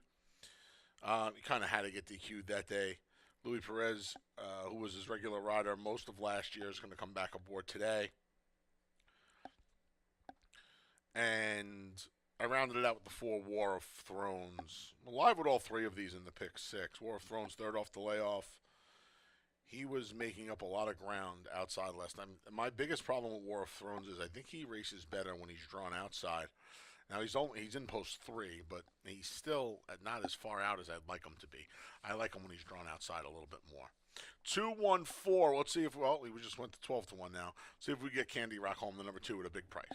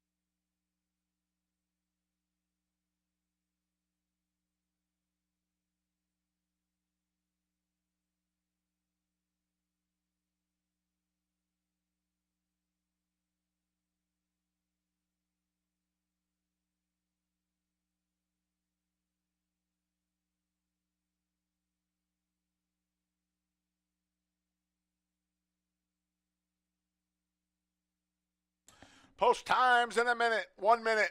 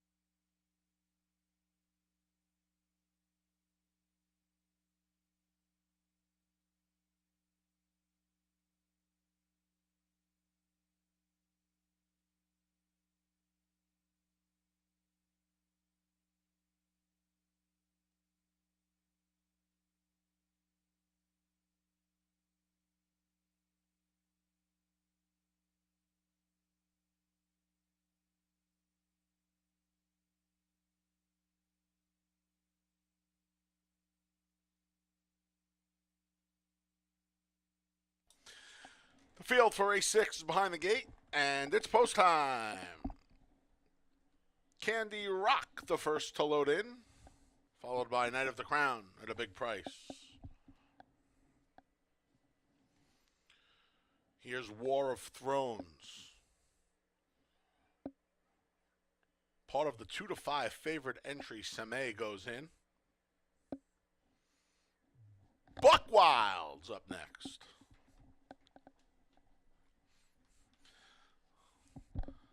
The other half of the entry, Nutsy, is up.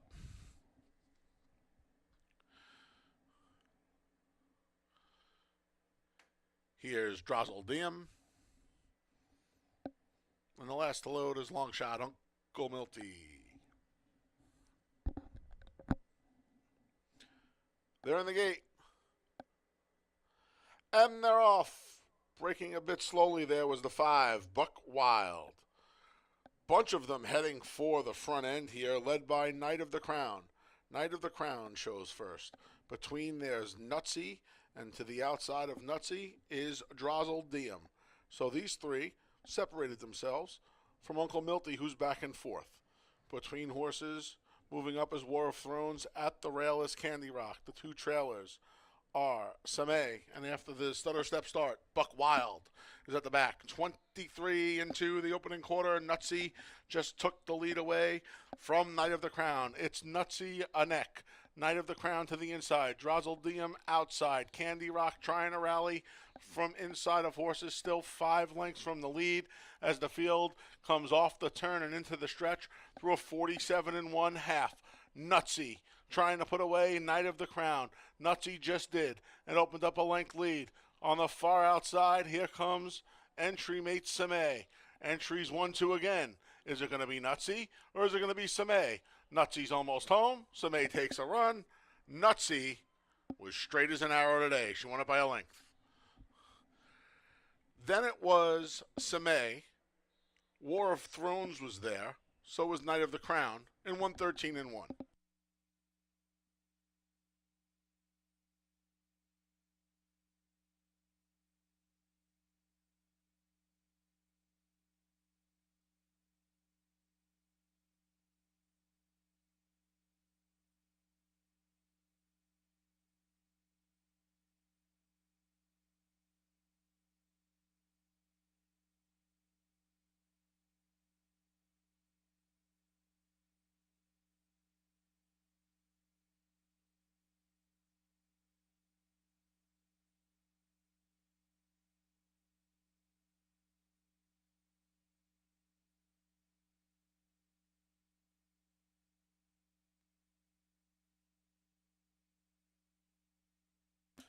1A, Nutsy first. 1, Samay second. It's a photo for third.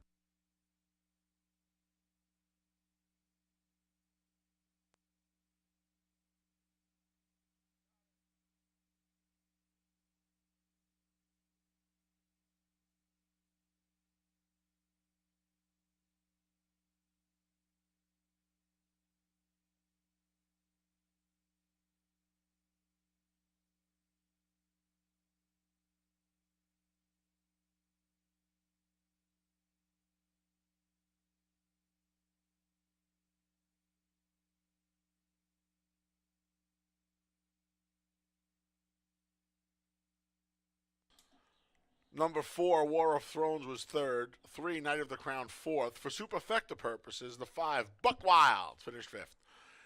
Order of finish here, 1A1, 4, 3, 5.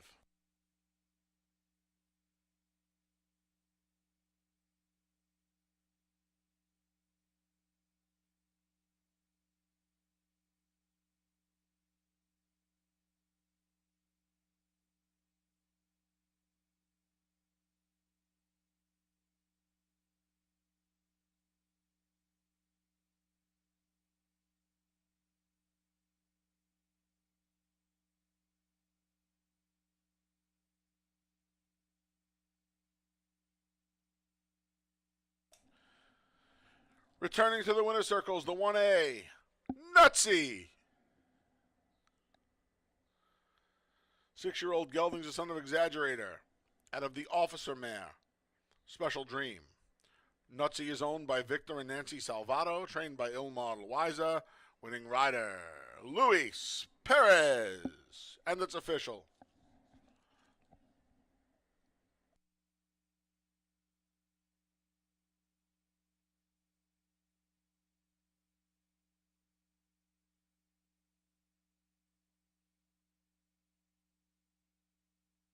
$2 double 2-1, $8.90. $2 exacta 1-4, $7.40. 50-cent try 143, $11.60.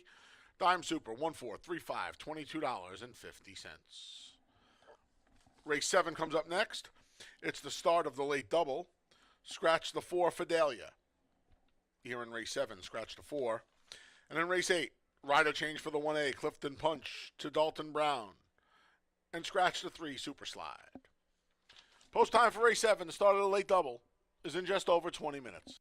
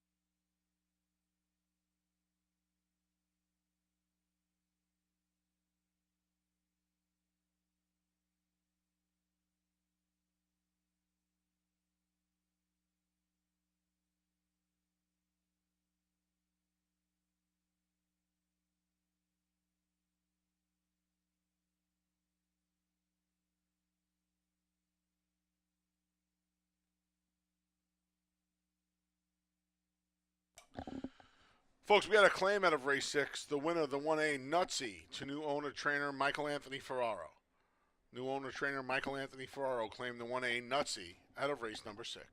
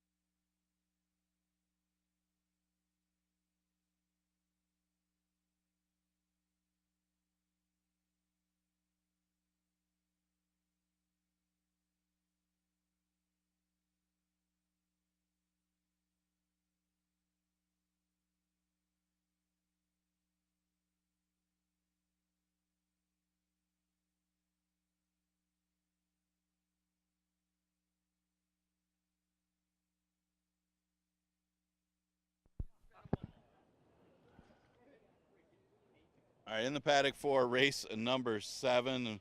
It's the second race today where you had the entry run 1-2 as the Ronnie Breed Jr. entry earlier in the day. This time it was the Ilmar Loaiza and the Salvato entry running 1-2 in the 6th. It was Nutsy holding off Sam May, so Luis Perez, who's been on a roll lately, he gets the victory for Loaiza.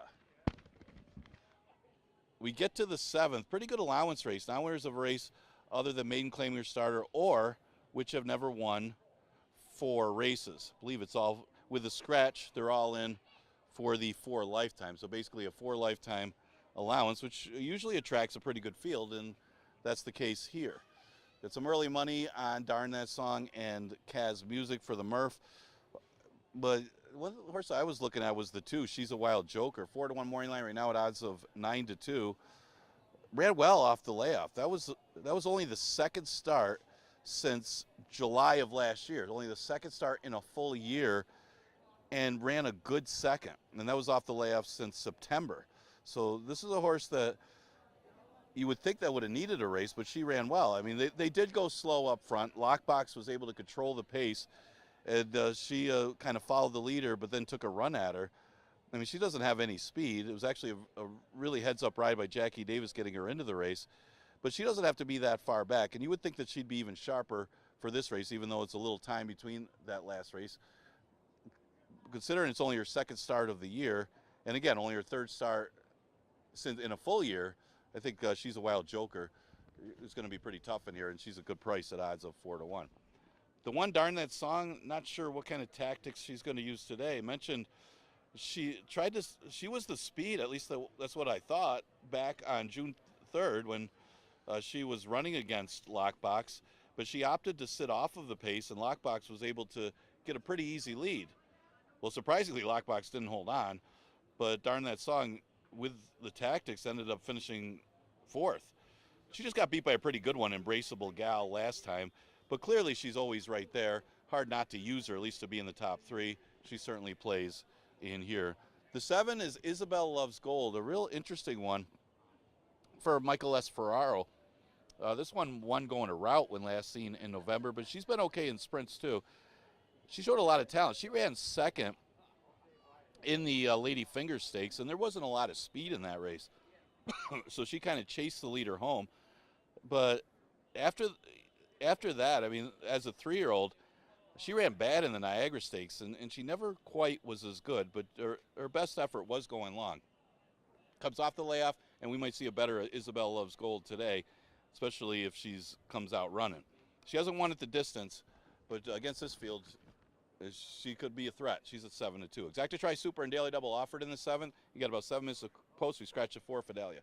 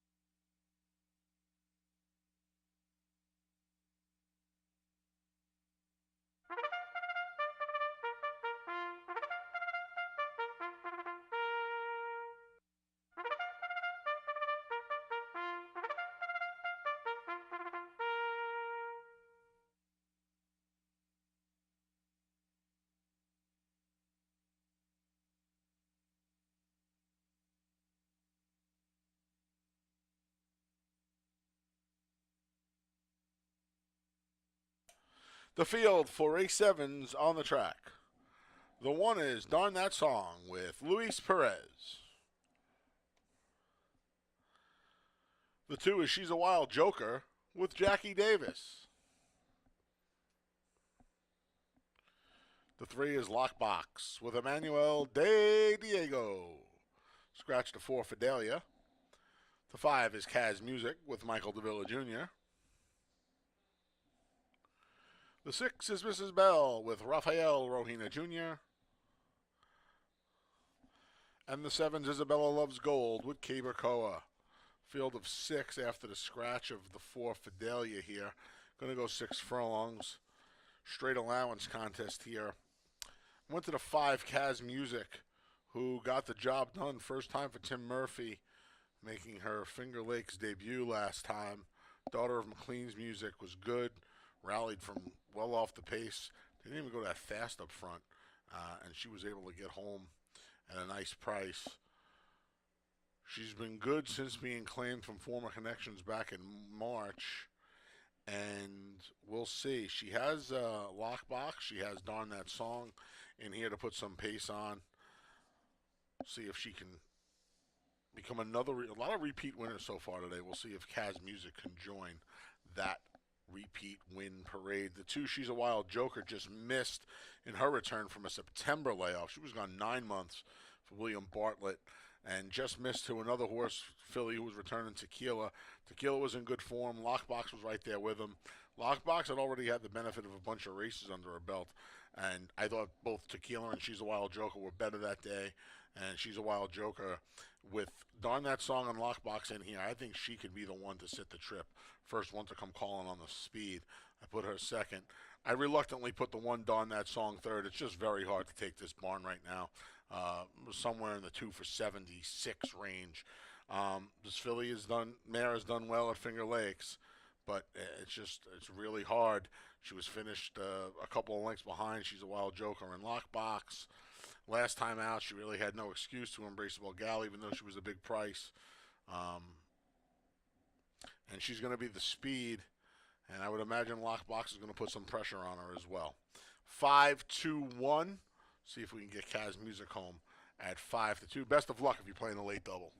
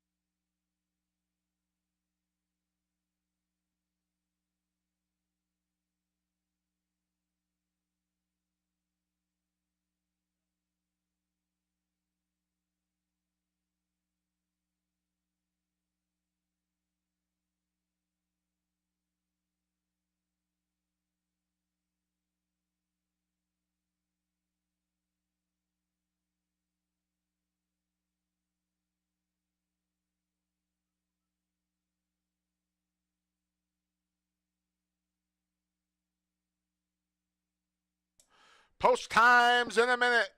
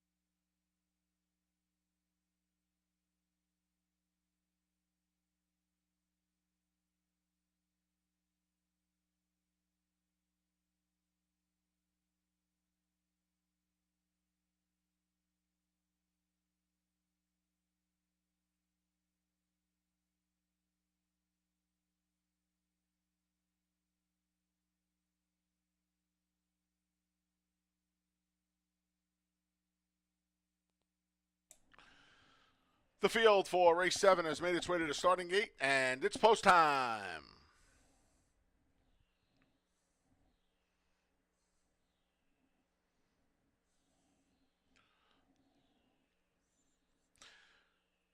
The gray, Darn That Song, the first to load. Followed by She's a Wild Joker. Lockbox goes in.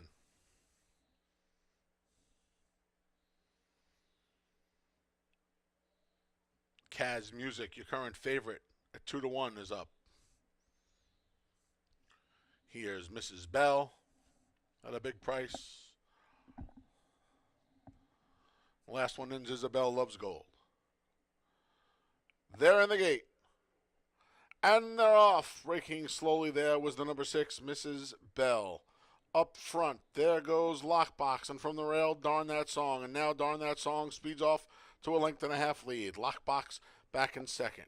Tracking in third, nearly 4 lengths from the lead, is She's a Wild Joker. To the outside is Isabel Loves Gold. Between is Mrs. Bell, and then Caz Music is there as well. 22 and 4. They're moving right along on the front end here as Darn That Song about to be encountered by Lockbox. These two have 4 lengths on She's a Wild Joker, who starts to close in, as does Caz Music. They're coming up to the quarter pole. They went the half in 46 and 1.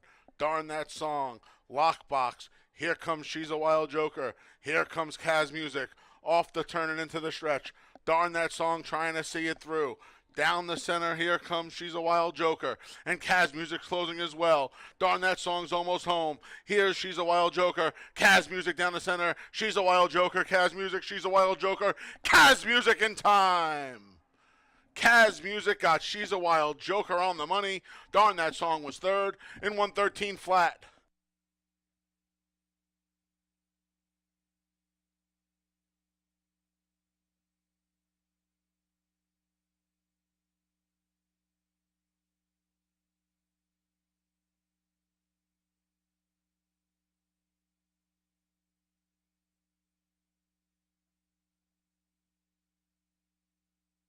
Photo finish, hold all tickets.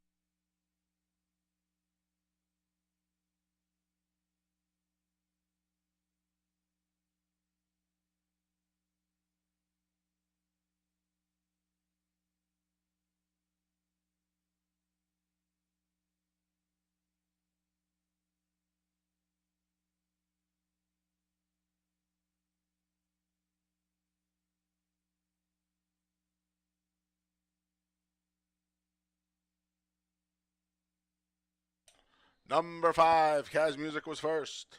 2, She's a Wild Joker second. 1, Darn That Song third. 6, Mrs. Bell was fourth.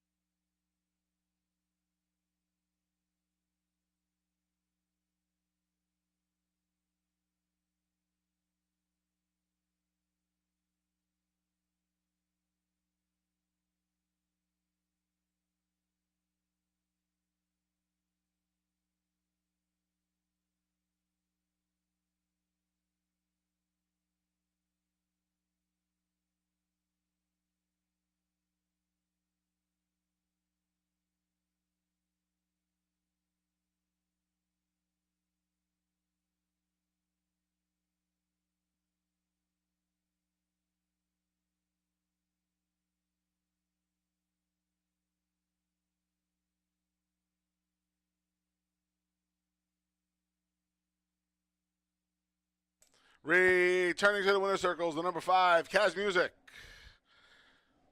4-year-old daughter of McLean's Music, out of the Malibu Moonmare, Malibu Cougar. A New York bred. Caz Music is owned by Ed Schatzel, trained by Tim Murphy.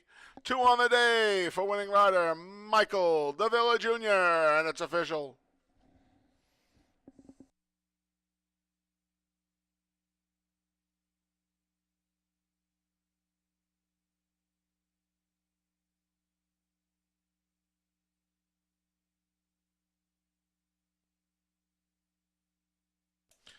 I see you sneaking in that winner's circle, Jack and Dorothy Knowlton. I see you. $2 double 1-5, 13.40. $2 exact to 5-2, 34.20. 50-cent try, 5-2-1, 13.75. And the 10-cent super, 5-2-1-6, $17 and a nickel. Race 8 comes up next. Today's finale, this week's finale, offers win play show, exacta try, and superfecta wagering. Rider change for the 1A Clifton Punch to Dalton Brown. Scratch to 3 Super Slide. Post time for race 8 is in just over 21 minutes.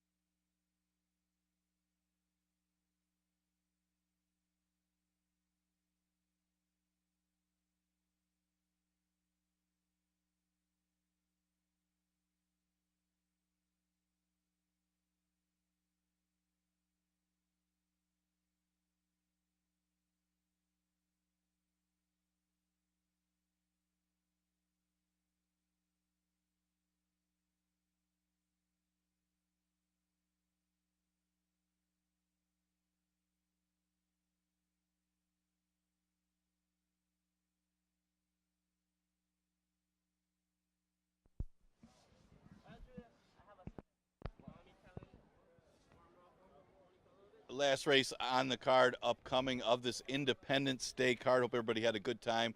Today was the tribute to the great Funny Cide. And earlier in the day, we had the meet and greet with Jose Santos, who rode Funny Cide, as well as all the members of Sakatoga Stable being here. And just a fun day for the Independence Day card. That one was won by the Murph, Michael Davila aboard. Michael Davila with a very patient ride and was able to outkick She's a Wild Joker to get the victory in a pretty good 7th race. All right, 8th race, we got Dalton Brown on the 1A, Clifton Punch. No surprise who the favorite is. They are all over the horse right now, 1-5, talking about Maggie. Maggie just easily beating a 3 lifetime $5,000 field. At least the horse that was second came back to win, but it wasn't the strongest of field, let's face it, but stays at the bottom level. Maybe that's not the most positive sign after such a good-looking victory. On paper, yeah, she's the obvious horse in here, and she's at odds of 1-5, and deservedly so, as Ronnie Bree looks to get another win. Had an straight exacta early in the card, as both the parts of the entry won for Maggie. The other horses to consider, you got the old-timer Dosage and Mimosas. Should improve off of the waiver claim race that she had off the layoff. She ran into Ouch That Hurt. No, Ouch That Hurt was just too good for that field. So could see some improvement if Maggie doesn't have it for whatever reason. The deep closer is going to be the 4 La Cafetera. She's definitely at the mercy of the pace. We've seen a big stride from this horse in the past, especially going the short distances. 6 furlongs is a good distance for her. But the question is, will she get enough pace to run at? And that's the true key to the race. So that's some of the contenders. Mainly the 5 with a very short price on Maggie. Just a reminder, we are going to continue live racing next week. We do conclude the race week with this Independence Day card, but the next live day, of course, will be Monday, as we run Monday through Wednesday back to normal next week.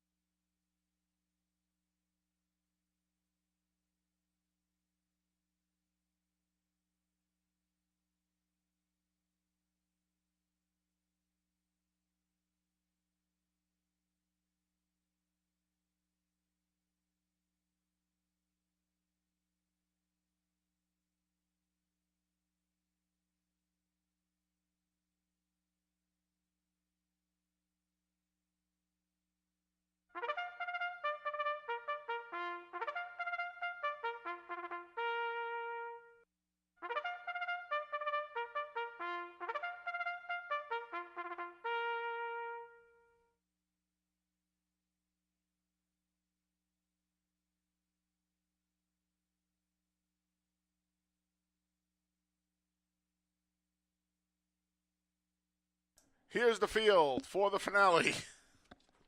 The 1 is Tasty Wave with Donovan Miller. The 1A is Clifton Punch. Please note the rider change to Dalton Brown. The 2 is Keen Dancer with Heeman Harkey. Scratch the 3, Super Slide. The 4 is La Cafetera with Jackie Davis. The 5 is Maggie with Andre Worry. The 6 is Miss Circular Gal with Nazario Alvarado. And the 7 is Dosage and Mimosas with Luis Perez. Field of 7, 6 betting interest, going to go 6 furlongs to wrap the week. Thank you for spending part of your Independence Day here with us and paying tribute to one of my favorites of all time, the gutsy gelding Funny Cide, who we celebrated all day here today at Finger Lakes Gaming and Racetrack. We'll wrap it up with these $5,000 beaten claimers going 6 furlongs. Maggie shipped in from the Naira circuit and crushed 3 life. Now she's in one of the beaten races for horses that have never won 4 races or a race since New Year's Day. And she looks like way the filly to beat in here. She was 1 to 5 when she broke her. She was really 1 to 10 when she broke her maiden, and when she won her last start, rather, I shouldn't say broke her maiden. And she's probably destined for a similar price today. I don't know what else to say. She sat off the pace and made 1 run. The only thing that maybe could happen here is if somebody gets loose on the lead, and we'll get to that in a minute. For second, I went with the 7 Dosage and Mimosas. Second off the layoff for Ferraro Jr., our leading trainer. She's run into Ouch That Hurt in the last couple. She's the one that probably poses the biggest danger as far as talent to Maggie. Because don't forget, Maggie is eligible for this race via the have never won 4 races. Just her Tasty Wave and Circular Gal fit that. Dosage and Mimosas, ready for this? 81 career starts. 18 wins, 18 seconds, 10 thirds. They've all come at Finger Lakes. So, as far as talent goes, yeah, Dosage and Mimosas can match Maggie's talent. We'll see if she can harken back to one of those old races. The other way I think Maggie could get beat is if the 1 Tasty Wave gets on the lead and forgets to stop with Donovan Miller. That can happen. It's happened in the past. Right before the layoff, she went to the lead and she didn't stop. And we'll see if she can do that in here. I'll tell you what, it's the same kind of race, but this field is considerably easier than Ouch That Hurt and Baby Fade and Bad Connection, the bunch of hard-knocking fillies and mares she met last time. So her getting in front of these and not stopping would not surprise me at all. I picked the race 5-7-1. Thanks again for joining us. Back at it Monday. Monday, Tuesday, Wednesday next week will be the last week of 115 posts for a while. We'll be back Monday, 115. You can get your PPs later on tonight over at fingerlakesgaming.com after 6:30 for the Monday card. Thanks again for joining us. We will talk to you on Monday. Best of luck in the finale.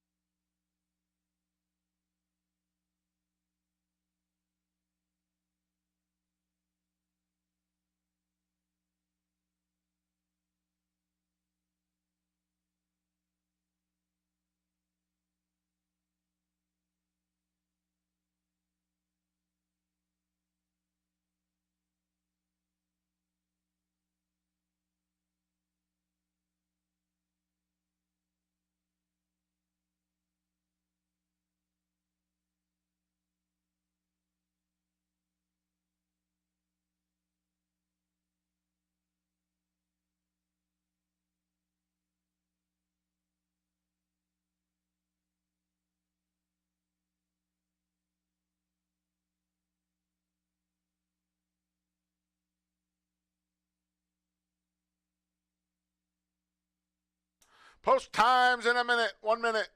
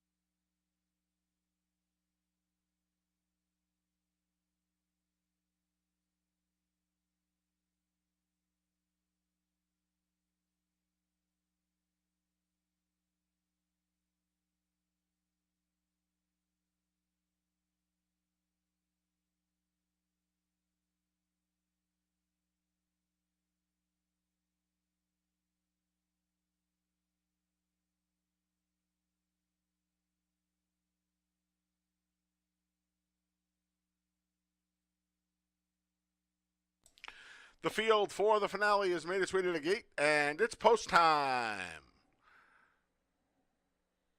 Loading out of order here. First one set to go in is La Cafetera. Don't forget, racing resumes Monday. First post 1:15. 1:15 this Monday. PPs, courtesy of Equibase, over at fingerlakesgaming.com. Available sometime later on tonight. Keen Dancer at a big price goes in next.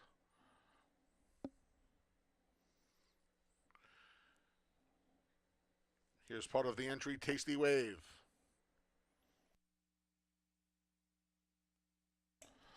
Odds-on favorite Maggie looks to make it 2 in a row. Here's the other half of the entry, Clifton Punch. Miss Circular Gal goes in. Dosage and Mimosas, the last to load. They're in the gate. And they're off. Dosage and Mimosas shows first from the outside draw. There's Miss Circular Gal and Tasty Wave the Gray along the inside. A length and a half back to her entry mate, Clifton Park. Maggie, the big favorite's fifth. She's a half a dozen from the front. Keen Dancer was just passed by La Cafetera. Tasty Wave leads them up the backstretch. She has a 2-length lead on Miss Circular Gal. Third on the outside, ready to roll, is Dosage and Mimosas through an opening quarter of 23 flat. Then Clifton Punch. Maggie still on hold. She's 6 lengths from the lead. Then La Cafetera and Keen Dancers at the back of the pack. Up front, it's still Tasty Wave as Miss Circular Gal creeps closer. Now between rivals, Maggie begins to roll through a 47 1/2. Off the turn and into the stretch. Tasty Wave trying to see it through. She just opened up a 3-length lead. Miss Circular Gal. Here comes Maggie. Maggie charging hard now. Up the insides, Clifton Punch. Deep stretch. It's Tasty Wave. Here comes Maggie. Tasty Wave trying to hold on past the 16th pole. Maggie got dead aim, and Maggie got her. It's Maggie by a drawing away length and a half. Then Tasty Wave, Miss Circular Gal, Clifton Punch. For superfecta purposes, La Cafetera was fifth in 1:14.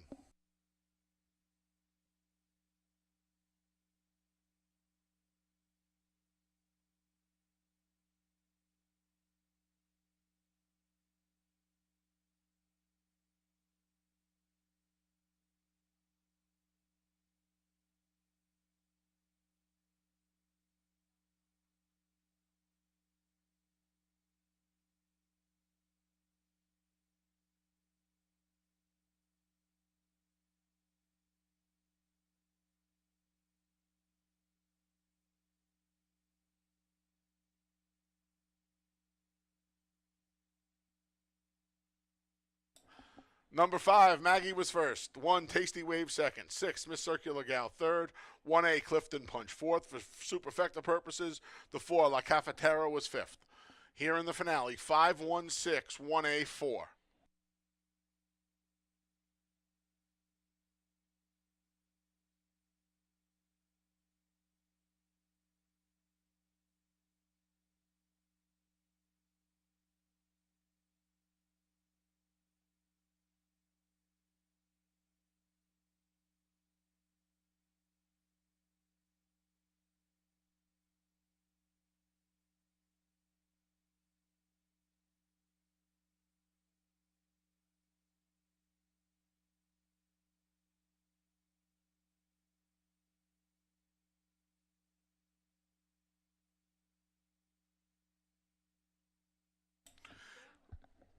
Returning to the winner's circle is the number 5, Maggie.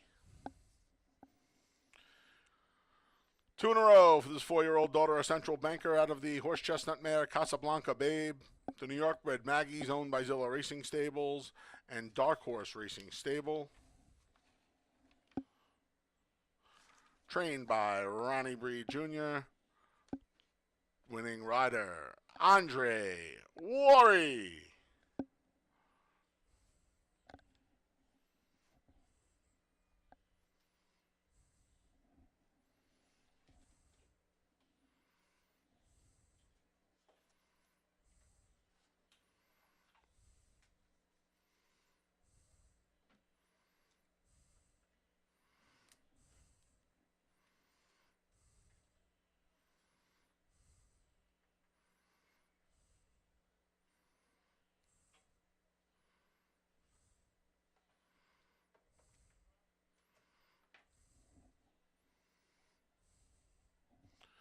$2 double, 5.5, 11.60.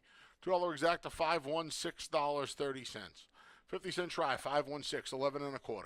10-cent super, 5.164, $7.12. 50-cent pick 3, 1.55, $4.70. $2 pick, 50-cent pick 4, 2.155, 15 even. 50-cent pick 5, 12155, 26.50. Pick 6 was hit, 6 of 6, $136.25. 5 of 6, $3.20. That wraps up the live racing portion of the day here at Finger Lakes Gaming and Racetrack. The gaming portion of the building is open until 4 a.m. Thank you for joining us on Independence Day and on Funny Side Tribute Day. Racing resumes on Monday with the first post of 1:15 p.m. Until then, on behalf of the broadcast team, staff and management here at Finger Lakes Gaming and Racetrack, I'm your track announcer, the Big A, Anthony Stabile. Once again, thanking you for joining us. We'll see you on Monday afternoon. Until then, please arrive home wherever you're going safely. Have a great night, and happy Independence Day.